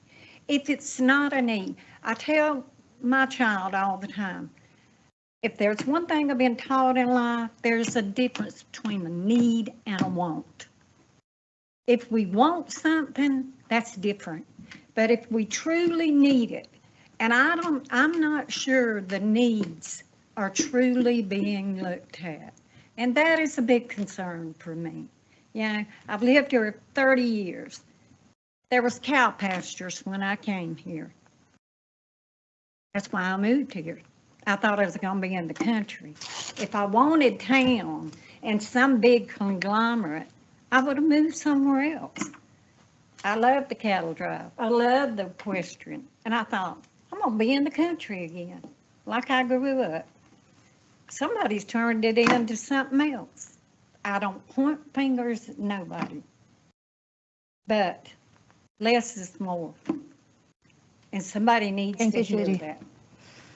All right. Thank you. You're welcome. So, and I would just address this and then I'll let the board address it. And it's something that Darson actually forgot. So growth will happen anywhere else. 34 years. I moved here 20 years ago and I've been involved with the district about just as long. So I have seen the growth. Zoning and rezoning, I think I can recall in one hand how many times that we actually went through rezoning in some of the parcels. But in saying that, we as the board have no say on rezoning. That's something that the county allowed. And nothing will come from us. 34 employees is what we currently have. Without naming the employee, I would like to know, if you could, what position that you think is unnecessary. Like, 'cause to me, it's important. I want to sit here and this board wants to sit here and we want to listen to. So if you come to us and you say, you have this position does this job description, it is not needed. Then it's something that we can look into it.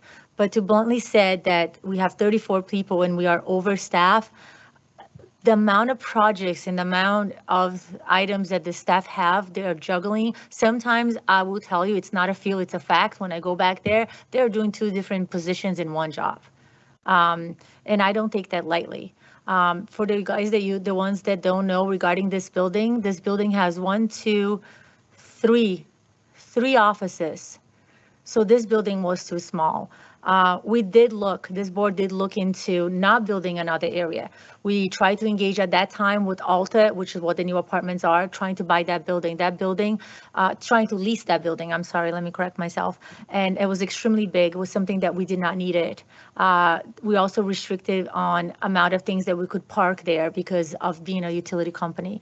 We also look into renting places in Garnet. That was not an option. By the brewery, there were some places there we looked, not an option. The only place that we found, because right now we do have we don't have a central station. So half of the staff is here, the other half is being the leasing office. So there's a cost for that too. We look into buying the land near Rock Sushi. I think that at that time was around $800,000 to build it there and make it there. But it would be an additional spending of $800,000 when we looked and we said, you know what, we have land already. We can build where we don't have to buy the land. We looked into the fun park, and I know you're very close to that. We're looking at probably building it there, and then we had pushback from the community, so we couldn't do that. We did do some math, and I don't want to be wrong, but Chelsea, did we do the calculation? Was it at 10 years or was it 20 years that if we rented for 20 years at the location by the charter school, it would be equal the amount of dollars that we would spend building the new building and we would have nothing. So we did do that math too. So I want you guys to know that when we sit here, we look at now and we look ahead as well. So in 20 years, we would have nowhere to go because we just leased a place and we would be in the same position. So please, be mindful that we are looking at those soft, that we don't have answers for everything and we're going to make mistakes. We're going to reroute it when we have to. But at this point, I more than anything else ask, be specific with us. Either if we're spending too much in one specific area, want us to look at, we don't control the costs of everything. Things go out for bids. Sometimes we're in the mercy of vendors. 3 or 4 vendors go out for bid, 2 qualify, and from the 2 we have to pick. We are a government agency. It's not an HOA that you can just go out there and solicit things. So we are strict, but we do listen to you guys, and we do look at the budget. I know all of us. I mean, I feel like for 2 months I dream with numbers. I can speak of all of us. We're trying to do that. So again, if you can think of it, today is the day that we'll be approving the budget. So if there's nothing that you can say now that can make us have a conversation on those specific items, but it will be things that we can have conversation for the next budget season.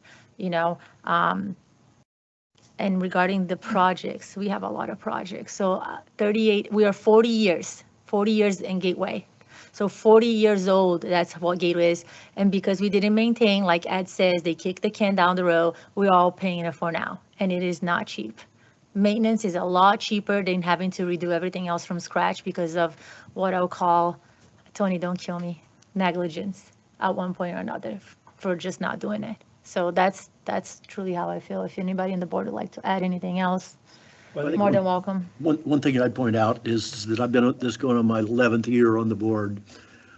We have never, ever at this position had a increase as low as this one was. We have been running for years, trying to always come in and to keep it under double digit. I don't know how many years we went 9.5% to keep it under 10% double digit.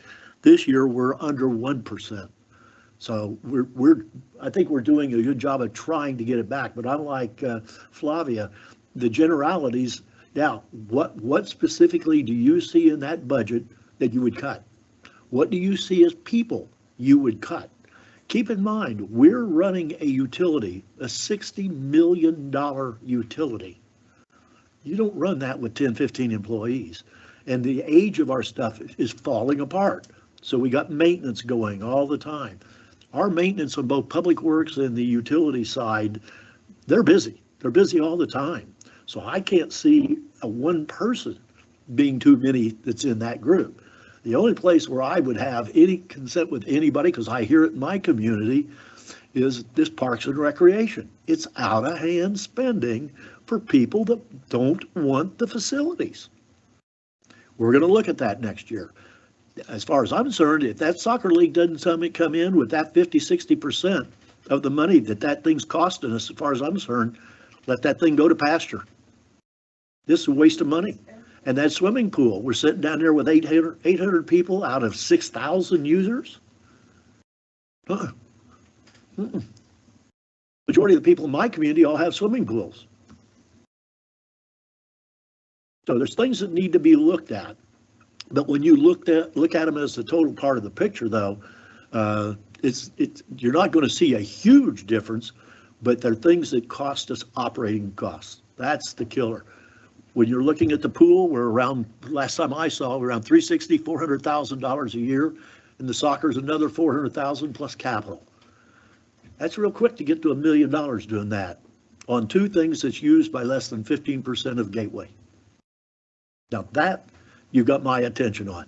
But the other things, our utility, I mean, these guys are busting their butts, and like Flavia said, you get people doing two jobs. It's so I don't agree that we're overstaffed.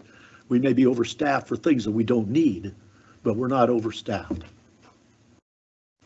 Cheryl, you have anything to add? No? All right. All right, so does that conclude public comments? Yes. All right, thank you, ma'am. There's no one there. I just checked. For the record, we need to say that, please. Also, are there any faxes, emails, texts, letters of anybody that came in with regards to the budget or the assessments? No. Okay, thank you. Is anybody at the other building? No. Randy can vouch. She says there's no one there. No one is here. Hi, Randy. He's waving. You can't see him. So we have no additional public comment at this time. Want me to read this, Tony? I'm sorry? Do you want me to just go on? Yeah, well, this was the hearing for the budget adoption. So I guess the question is if the board wants to close the public hearing and then discuss voting and adopting the budget. Stephen, do you have any comments or questions to the board, or board have any questions of Stephen? Presentation. Here's the presentation. You want to close the hearing, then have the presentation? Oh, let's keep the public hearing open while he makes his presentation. Yeah, that's what I got. Okay. We're going to keep the public hearing open so Yes. that they can offer any Yes. response or rebuttal to Yes. what he says. Yes. Okay. Good. Great. You want to state your name for the record, please? Okay, Stephen Bloom, Infomark. And so, again, this is version 5 that we're talking about here. So obviously you have been living this budget, but I do want to kind of go through a little bit and give you some summary information, a very top level. And so, overall, your staffing plan is going up 1. Well, there's a separate slide for that. Within there, annual wages are increasing by a little bit over 100,000 compared to your current budget, and it does include a 4% wage increase. Again, this is nothing new from what you've already seen. Yeah, I better grab mine because this. It's getting to us. So my position with Infomark, I am the VP of Finance for Management Services. Within the district, my role here is more like a finance director. Thank you, sir. Okay. So basically, the next chart in there kind of talks about the spending, and you can see the spending compared to last year is way down. Again, that's where the difference is in your project spending, down about $16 million. I have there a brief chart on your assessments. And again, this is covering the versions you have now, version 5. And as you mentioned, the single family for area 1 and 2 is a 0.9% increase. And then for multifamily, it's actually going down 1%. For Pelican Preserve, single family is 0.1, and multifamily is going down 1.3%. So these are the charts. Next up, that this is, kind of all funds. It's all inclusive of what we're talking about, which when I say that, it means it's Lake Bank restoration, includes your debt service funds. All of that is in the percentages I just gave you. This is the chart that was published, put into the mail notice. Again, it has been updated with the current version, but you can see for all the different areas, exactly what the assessment rate is, and this is what's going to be in the tax bill. And basically, this kind of shows you the breakdown between the tax bill for everybody to know. I got mine yesterday. Everybody, well, I got mine today, but this will be added to that and showing down on the bottom is non-ad valorem tax. Non-ad valorem, and it'll say gateway services on there. And again, there's a lot of stuff on there, so you got to kind of look for it, but it is there. And again, this is the numbers, and again, it's an all-in. This is the annual number per unit. And again, if you're single family in Gateway, it's $1,296.61. And again, that's a little bit under $11 change year over year, or 0.9%. And you can see it for each one of them. Single family kind of going down to the Pelican Preserve, $1,187.25. And again, that's $1.27 more than last year. Again, all inclusive, or 0.1%. The next chart really looks at just O&M. Before we go to this, I just kind of want to recap it. So looking at the previous chart, so we can see the biggest increase was commercial. Commercial in Pelican Preserve was almost 15%. Correct. And then all homes were in line with less than 3%. Or minus C5. Yeah. Okay. Well, all right. well below what the CPI is right now when you look at it. I want my HOA to be this increase. As Mr. Tinkle said, it's been many years where I've seen numbers like this. So this has been a very impressive budget. And we'll have some more details on that as we go through the general fund to kind of see where some of the cuts are. But this is the O&M piece of it. And again, meaning not debt service, not Lake Bank. O&M by itself for single family is actually going down 1%. For multifamily for Gateway, it's going down 4%. Pelican Preserve, it's going up 0.1, and then for multifamily down 1.3%. So again, you pull it out and you just look at the O&M by itself, a lot of negative numbers year over year. So it is down, which is good to see.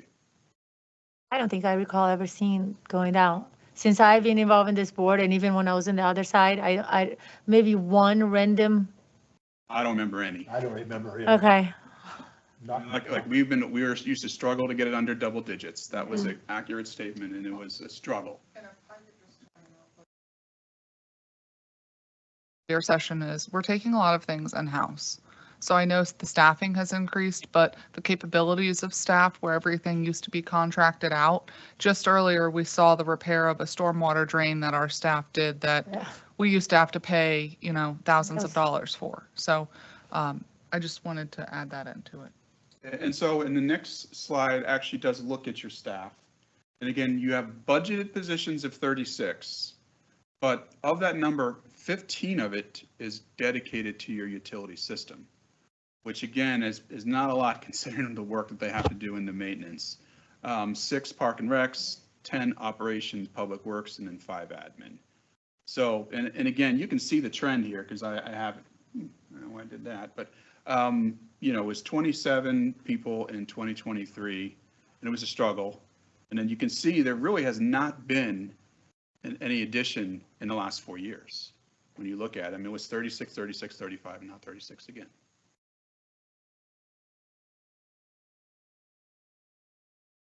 So now I kind of talk about each of the funds, just to kind of give you a little bit more of, it's still a summary, but a little bit more. So gross assessments is going up by only $89,000 year over year.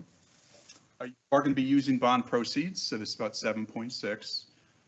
Interest income, we keep talking about that. It's still an important factor for you. 180,000 just in the general fund is coming from interest earned on your investments. Miscellaneous revenue, 200,000 from the soccer park, 40K from parking fees is already included in your budget. I like to point out that 40K of parking fee is almost 50% of the increase for the overall for the year. That's a way to look at it, you know? Yeah, and again, you also have, you're still putting in money for the future. 102 will be transferred into your capital project reserves for all the, we keep using the word silos, but each piece of it. And then again, you can see the assessment trend. So you can see the percent changes. We just talked about that. 9.7, 19, 10.2, 6.7, and then -4. Again. So again, it has been, I guess last year was pretty solid too. It wasn't double digits, but you can see before that, certainly. The next page does cover where some of these decreases are in there. So most of the year over year is obviously reduction in your capital projects. But here, I did show you what projects are in there. You got landscaping, parks and recs, roadways, waterways, and admin. So there is about 2 point, I think it's, that's the 7.6. 2.6 is Parks and Rec. But decreases, landscaping services down 128,000. Really the only one that's significant here, you got Parks and Recs and Public Works. The Parks and Recs is really the additional position. That is where the additional position is coming in. Public Works is street lighting. 109,000 of that 116,000 is street lighting. But then landscape is going down, swimming pool going down, waterway management is going down, and then the last, which is kind of the all other fees. And this is not accidental, obviously. This is through a lot of hard work. Pelican Preserve. So the increase is about 400,000 in the assessments.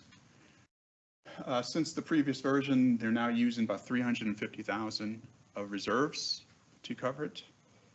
And there is about 768,000 of what I'm calling other funding sources that's in the bottom of the budget. Now, the anticipation is that you will not be using all of this in 1 year, just because the timing of the projects is not that you're going to spend all of this, but we do have to balance the budget. And so that other funding sources will be it's a TBD. See how that goes. There is a net increase in expenditures, about 318,000. I did kind of list new departments, share of projects as another example, increase in waterway management, landscaping. There are some decreases in here. We talked quite a bit over the years about operational admin services. It's actually going down by about 13,000. Operational expenses going down by about 22,000. And then safety and security by about 85,000. Again, there's the trend right there at the bottom there. You can kind of see kind of the same thing, 5.4, then 2.8, 0.4, 4.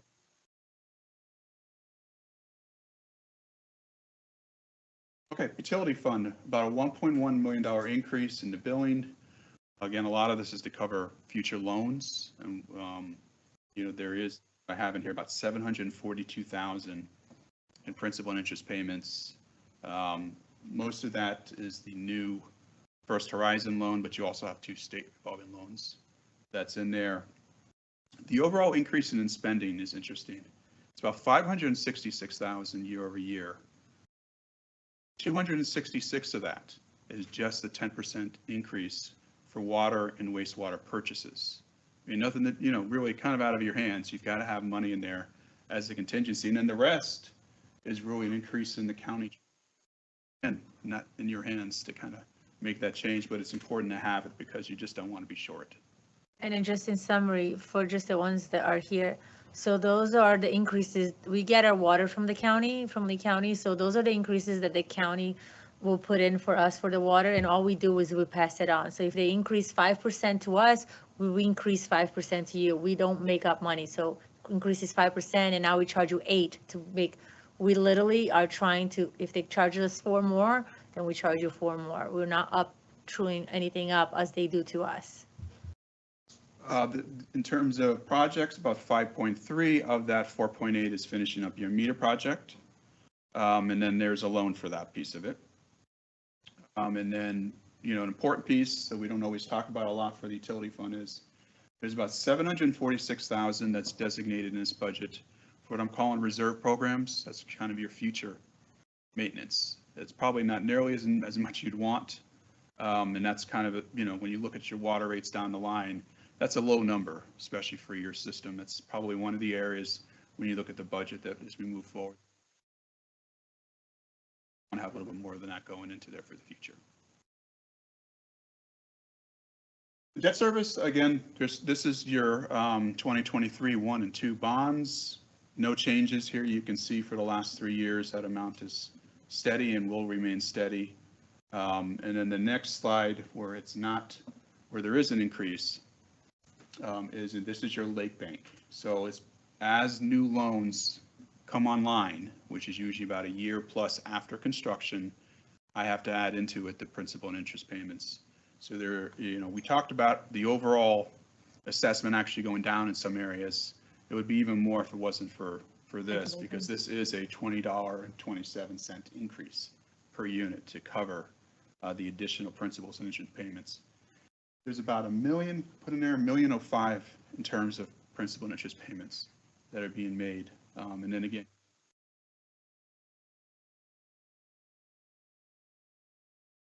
and before we move on, I asked Laura, she did some homework for us on the number of ponds that have been completed to date with this funding.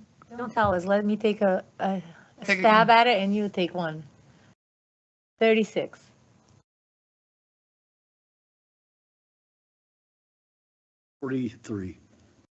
I might have missed a couple. I was having a hard time. I'm still sifting through some of the records that were kept before, but I have a total of 31 on my list so far, so. We have about 25 to go. 21 to go. Okay. Which we are waiting on the grant funding, the remaining grant funding to hopefully get those 100% paid for through grant funds. And it does not include Pelican because these are SRF funded only, so. Yeah, this is non-Pelican debt here. Next slide goes through, this is after next year kind of shows the full next 5 years in terms of spending and the different categories. Obviously, this changes from year to year. Certainly something that you have available and we'll look at.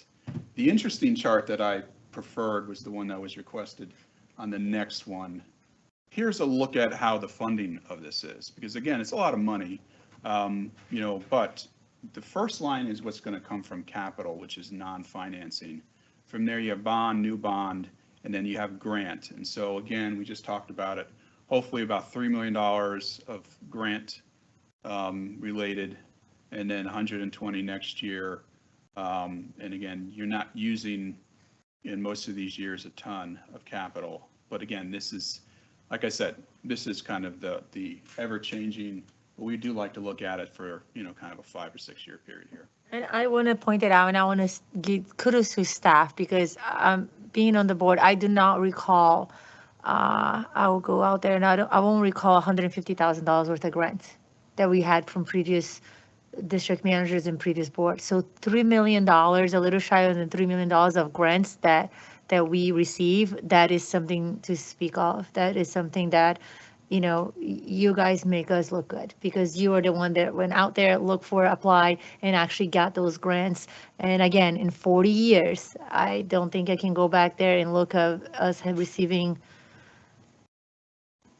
In 40 years, I don't think we received $3 million in grant. We're hoping to have a lot more on the horizon soon. I'll make sure I put that on your review. And then the last slide, it kind of covers your reserves. So the general fund doesn't have, and again, this really is what the boards have, what I call assigned reserves, which mean a board would say, hey, I'm assigning X amount to a certain category. It doesn't cover your unassigned amounts, so that's why the general fund really technically only has 700,000 for your emergency. But then I calculated about another 1.9 million that would be available, and I backed out anything that I consider to be an operating reserve, anything that I consider to be for current projects that are already in the pipeline. I didn't want to double count anything.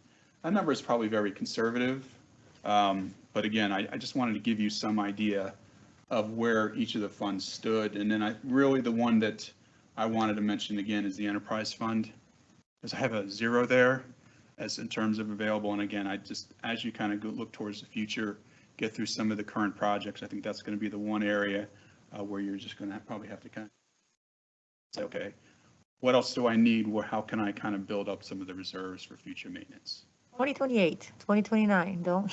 I understand that. And by the way, I'm joking. If there's a need, we'll look at it. The best way to do reserves, slow and steady. That's what I always tell you. Slow and steady gets you there. The big spikes are the problems when people try and do it. You do it steady, you'll get there. And I do have to commend Mark because Stephen specifically with our investments and our investment earnings, I know he's been doing it for a long time for Pelican, and that's what has attributed to a lot of their reserves here. But even with our general fund and the enterprise fund is being able to be smart and safe with our investments and, you know, being able to hopefully use that funding for capital projects that you're saving for to spend in the future or just to build reserves in and of itself. So Slow and steady. Yep, Slow we and work steady. closely with them to make sure that the funds that we have sort of like sitting around, you know, we're not going to need, we put them to work to earn interest for us, that we can use that money to help fund future projects. outside of hurricane season. And I do believe that is something to speak of. I think working together, I think this is probably, you know, the time that we had the most hands-on staff, Stephen and the board. To Bob. Yeah, it's Bob. Bob, can you Well- oh, you have a comment? Well, I wanted to say something. I wanted to make a comment. Along the lines of what was just said with the comment and help from Stephen. But I want to make sure we give a shout out and a recognition to the Pelican Reserve Advisory Committee over these last 15, 16 years, because that's the group that assessed themselves, put the money aside to have the adequate reserves. And it was all done at a time when our brothers in Gateway at that time were spending double digits and couldn't really afford to do it. So it's not a knock on anybody else, but it's a slap on the back for that group of volunteers, work they've done. So thank you. And I have to agree with that. Pelican has always, most of the time, taken a proactive approach to things, so nothing was ever a sticker shock. That's why when sometimes we want to increase 2,000 on Bob, we almost give him a heart attack. Right, Bob? But yeah, I will say that with many a project, lakes and everything else, we do, you know, we do look up to Pelican to see what has worked for them. Now, that means it's going to work for us, but we do take that, and I have to agree with you.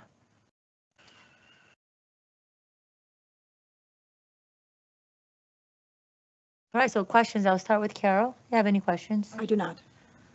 Ed? None. No questions. Bob, do you have any questions for Stephen? I do not. Good job, Stephen. And Doug, do you have any questions? No, just thank you, Stephen, for the work. And I do not have any questions as well. I want to thank you for it. Thanks, Steve. All right. I move to. Hey, Bob, you can turn your camera off. Yeah. To close the public hearing. For the budget adoption public hearing. We do that outside of the public hearing, though. Right, because then you have a second public hearing on the assessment. That's why I said this is the budget. Would it be now the right time for me to ask the public if they had any comments? Okay, so prior to doing that, I think it would be after the presentation from Stephen and after the conversations, hopefully we gave you guys some insight. I know it's out there, when you come once or twice a meeting, but if there's anything that it kind of didn't make sense, or you could have done better, or you want us to go back to a specific slide and go over and you have questions, if we can answer, we will, but I actually would refer to Stephen. Do you guys have any questions? Yes, Darcy. I'm just going to ask if you come to the podium so we can record your questions. Well, the people online can't hear you if you don't come up here, so.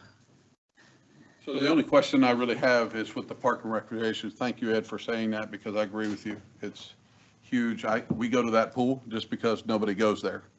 It's peaceful, right? In the budget, in the Parks and Recreation, Steve, is there residuals of cost that are put in the budget that we're going to incur after all of this is built, as far as like the new pickleball, Boshi board, paddle, P-A-D-L-E, I don't know. The way you spelled that is correctly, but if that's what you're trying to say, the way we spelled it. Yeah, so I mean, is there any residual budgeted, I mean, because there's going to be residual costs. So I'm asking that Stephen, next year or so. I can take that. Okay. So Darwin, thank you for the question. We have budgeted for the first year, all of the operational costs. We've actually been budgeting the operational costs for 1 year prior. For 1 year ago, anticipating these costs to be forthcoming. One of the big conversations that we've had is user fees and non-resident memberships, to the point where the board has adopted a fee for non-resident memberships to be 2 times the cost of what you pay for Parks and Rec as part of your non-ad valorem assessment. So for every single non-resident, it covers the cost of 2 residents. But we have accounted for the operational costs. That being said, in a year from now, We'll know the true cost. I look forward to seeing you back at this public hearing, and we can have a conversation then to see if there were any unexpected costs that we didn't foresee.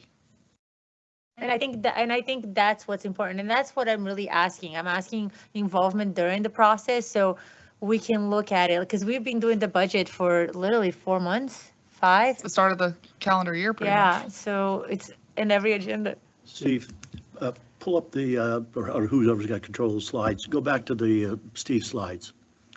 Here's the one that I want to make sure everybody understands. The operating, I totally agree, that's one we got to watch. Go to the one that's got the dollar values for expenditures.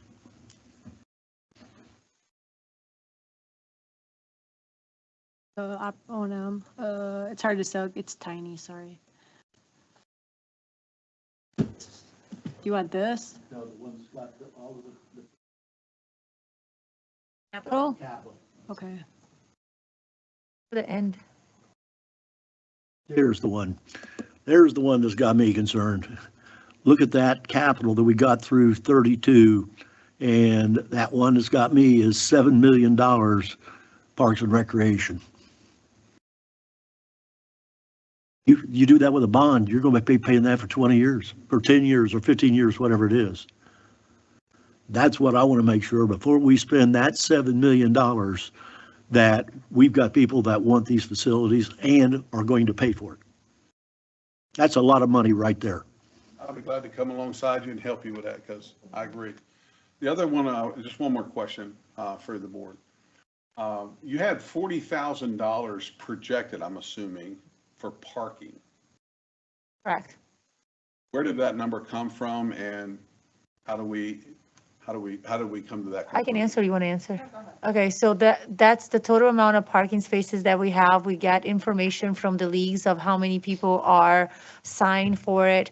And the vendor also, in addition, was on site looking at the amount of people that were registered. So it's a combination of what we know, which is the people that are registered. And we're taking the lower number, right? Because they're not required, the soccer leagues are not required to give us that information.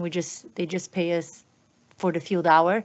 So it's that information, also the total amount of parking spaces that we have available and the usage, because it's now year round. So that is all calculated. So when you look at the 40 grand, it's not 365 days a year, because we know soccer leagues are not going to be playing for X amount of months. So it could be higher than that if there's more usage or more interest of non-gateway residents into it. So I think as of now, it was. It's an estimated budget. That's all Yeah, there is it's an to it. estimate, but I think, but I want to make sure this is a good time to talk about this too, because, and it comes to Ed's point and also Rod Senior's point, that gateway people, gateway residents are subsidizing, and I don't agree with that. They're subsidizing because non-gay residents are coming in to use it. And prior to this meeting, we had somebody here that attended and he spoke on the 3 minutes, and it was a gateway resident that didn't want us to raise the assessment for her, which means you don't pay anything, but you want us to pick up because I try my best with my facial expressions to be like, because I don't do good at that. But so we want usage of those parks. And the reason why I want somebody from Cape Coral to come and use that park, because they're going to pay $350 and they're probably going to use it 5 times a year. And I'm okay with that because they use it. We don't pay for it. So yes, do I want to get to a point that I cannot go to the pool because, it's full of other people? Then maybe if there's a demand, then we just raise it like Gateway Greens, raise those fees and collect more money. So that's that. Listen, I'm all about collecting the money, but not from us. We are on the same team. I'm trying to collect it from the outside boundaries of Gateway. I just want to address with the parking. I go to. Which is the one across from us? It's right across the. Okay. So on Saturdays when we have events there and Sundays when we have events there, there's parking all in the grass, all in the street. So has that been addressed at all? So that's part of one of the projects that we have, which is the dog park moving to the commons. It's going to allow us to build additional parking spaces over here to try to aid the destruction that is happening on the road, because we were spending about $5 million redoing all the irrigation and all the stuff. So there was no point of spending that money when we knew there was a problem on parking. So we have to fix the parking to be able to continue that path. So it's literally 10 projects at once, and they kind of all have to work together. All right. Thank you. I thought somebody stand up, but I'm like, I can't see close, but I can't see far. Anybody? No? Oh, okay. I saw some of them. I'm really kidding. Oh, okay. All right. Well, I love that we have people that come in, and I like talking. So you know how that goes. If you would like to come, please come into the. Hi. I'm Steve Kennedy. I live in Hampton Park, and I am a previous CDD supervisor. So I want to give you kudos for keeping it as tight as you can with this year's budget. Thank you. Can you say that one more time? Well, it's nobody. We're all buying new drinks, so it's in the budget. No, I think you've done a good job, and I worked, Infomark was our partner where I was at, and I found them to be a great organization, and just want to say thank you for the energy you put behind this, and someday when you get an open seat, maybe some guy will throw his hat in the ring and try to join you. There you go. Thank you. I appreciate it. All right, guys, last chance. No, that's all. Okay, we'll move on to close the public hearing. Carol, is that what's your motion? It was. It is. It is? Okay, so I have a motion from Carol to close the public hearing, and second by Ed. All in favor, say aye. Aye. Aye. So the public hearing has been closed. Thank you, guys. Now, Madam Chair, the opportunity yet now time is to adopt the budget for fiscal year 2027 by adopting resolution 2026-20 and its attachments. So moved. Second. And this would be version 5. Okay, so I have a motion by Carol to adopt the latest version, version 5, second by Ed. All in favor, say aye. Aye. Aye. Okay. And for the record, the version 5 is the one that's in the meeting book. Double checking. And I want to point out that you approved version 4. So we only went up one version between June and now. Okay. Between the high water mark and Yep. And now. All right, so Question. Stephen, normally we have an attachment A and attachment B. That's the next one. Oh, okay. You're ahead of Ahead of everything. yourself. That's the assessment. So we have a second public hearing to consider the imposition levying of assessment to help fund the budget. Thank you guys for coming. And so I guess, Madam Chair, Move to open the public hearing. that's fine. Yeah. And I have a motion for Carol to open the public hearing, a second by Bob. Bob. Okay, Oh, Bob. All in favor, say aye. Aye. Aye. And that's the budget hearing to, again, for receiving public comment on, public hearing to consider the imposition of non-ad valorem special assessments to fund the fiscal year 2026, 2027 proposed final budget. You also have, the staff has, in the book has the affidavit of publication in the news press as required by Florida statutes. We have an affidavit of mailing by the staff of Infomark, and attached as Exhibits A and Exhibit B. Exhibit A is the list of the properties, which is 8,020 lines long, I think, on the Excel spreadsheet, not that I read it today. And it's 28. This is the assessment roll. Yeah, well, no, it's the document that was utilized to fill in the template, send out the notices. And in that, it has the names, addresses, folio number, strap ID, all that information, and that's going to be attached as an exhibit. This is what it looks That's like. it. And then the form of the letter that was sent out by Infomark. That's a big, long motion. Yeah, well, no, I'm just explaining the document. So these are the exhibits that are attached. Exhibit B is the letter from Infomark, or the is the letter that was used as the form letter. Do we have a hard copy of those documents? No, well, we will tomorrow. We'll print them We tomorrow. have to print them out to put with the resolution. And we so post yes. them in the front lobby. Yeah, and that document you just saw that Laura just brought up, 75 that will be pages. attached, hard copy, attached to the hard copy of the resolution. So when people go into the GSCDD Muni Docs website and look for resolutions, the resolution, hard copy Exhibit A and Exhibit B will be attached We'll combine them. Yep. to the affidavit of mailing. 75 pages, so if you want one, That's down. I thought they used to be about 125 I pages. took some columns out. Oh, Yeah, well, you have Exhibits A and B are, again, they're in the meeting book. Okay, so you need a motion to approve exhibit A and B? No, Is that what you want? No, I think the board can approve the roles. Do we have any public comment? Yeah, Do that's we a wanna question. address- do we Do you want- have any public comment on budget and no? Assessment methodology, No, the assessment. the assessment role. No, nothing? Move to close the public hearing on the assessments.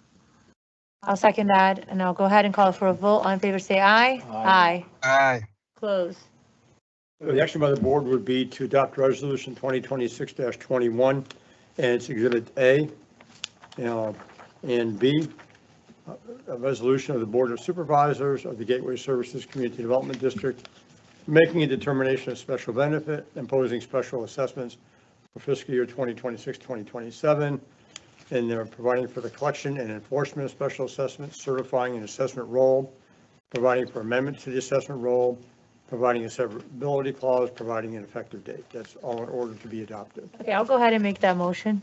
a second. And Tony, isn't there a couple of lines that have to be filled out on that? It was on the budget. I think that was in Well, the, Stephen and I will make sure that gets done. I may have a motion by Flavia, second by Ed. All in favor, say aye. Aye. let's go back to 2026-20, I think. is what Yeah, you're referring to, Ed. 2620. Just bear with me a second here. If you go to page 194 of the book, which is Yeah, we have to fill those page numbers in. 2 of Resolution 2026-20. Stephen and I will get that completed. I'm sorry? Stephen and I will get that filled in. Well, no, To we- do today, we have to pull it up. All right, I have it So I here. guess if we can go Where'd it back, basically, that's motion to reconsider the adoption of 2026-20. Do we have to have the numbers on it to approve it? Yes. And you're, Yes. Being on the prevailing side, I move to reconsider. I just want to make sure I pulled it up. so- Correct. So I have a motion by Carol. second. I was second by Ed. All in favor, say aye. Aye. Aye. So now we have numbers to insert on the section These are not, of appropriations. I haven't and- pulled this, the years are wrong on here. I haven't looked at this sheet before. The numbers are correct, the years are wrong. There aren't any numbers on there. Yeah, we needed the numbers. So the first set of numbers. Stephen, can you pull those up, please? Yes, so general funds,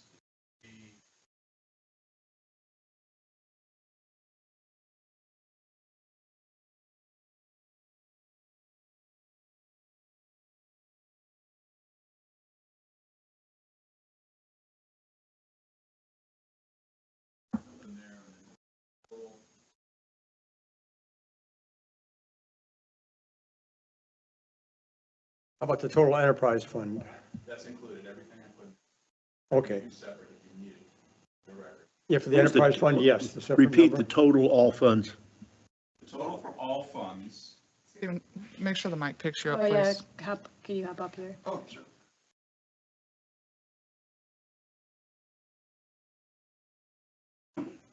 For total, let me start with the total for all funds. 34,357,833.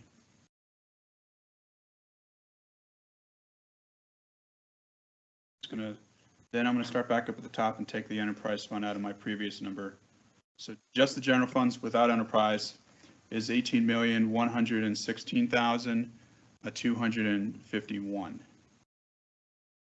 Then debt service is 2,947,688. And lastly, enterprise is 13,293,893. The top one again, 14, 18. 18.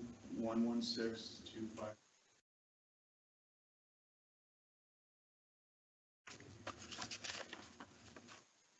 Be appropriate for a motion to adopt the revised resolution 2026-20 with the numbers as just outlined and reported to. I'll go ahead and make that motion. Second. All in favor? Aye. I'm hungry. Thank you. I'll do it here. I'll reprint the page. Have we passed I'll type it all, in and print it. all needed recommendations? It's not gonna fit. Resolution 2026-20, you've adopted the assessment roll, levied the assessments. In resolution 2026-21, you've directed staff to transmit the assessment roll to the tax collector and property appraiser and to make whatever adjustments and amendments are necessary and appropriate. That's in the resolution. All right, so Carol, do you have any comments? I do not. There, just as a reminder, and Mr. Final roll, that will be then. And that's what I attached. Thank you very much. We know you. Do you have any other comments, Ed? I have none. Thanks, Steve. Bob, do you Thank have any comments?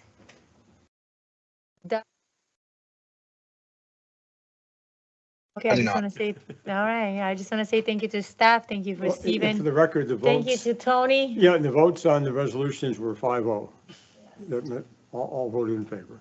All right, and thank you to the residents that were in attendance, the ones that sent out their comments to Chelsea, the ones that have attended not just today's meeting, but all the meetings that budget and workshops were in the agenda. We appreciate it. Yes, thank you. For the record, this is what the budget hearing, there were no emails, text communications from anybody on the assessment hearing. Okay. So moved. All right, I have a motion again, okay, all in favor? Aye. Aye. Thank you. At 7:04. Oh, gosh. Great job, everyone.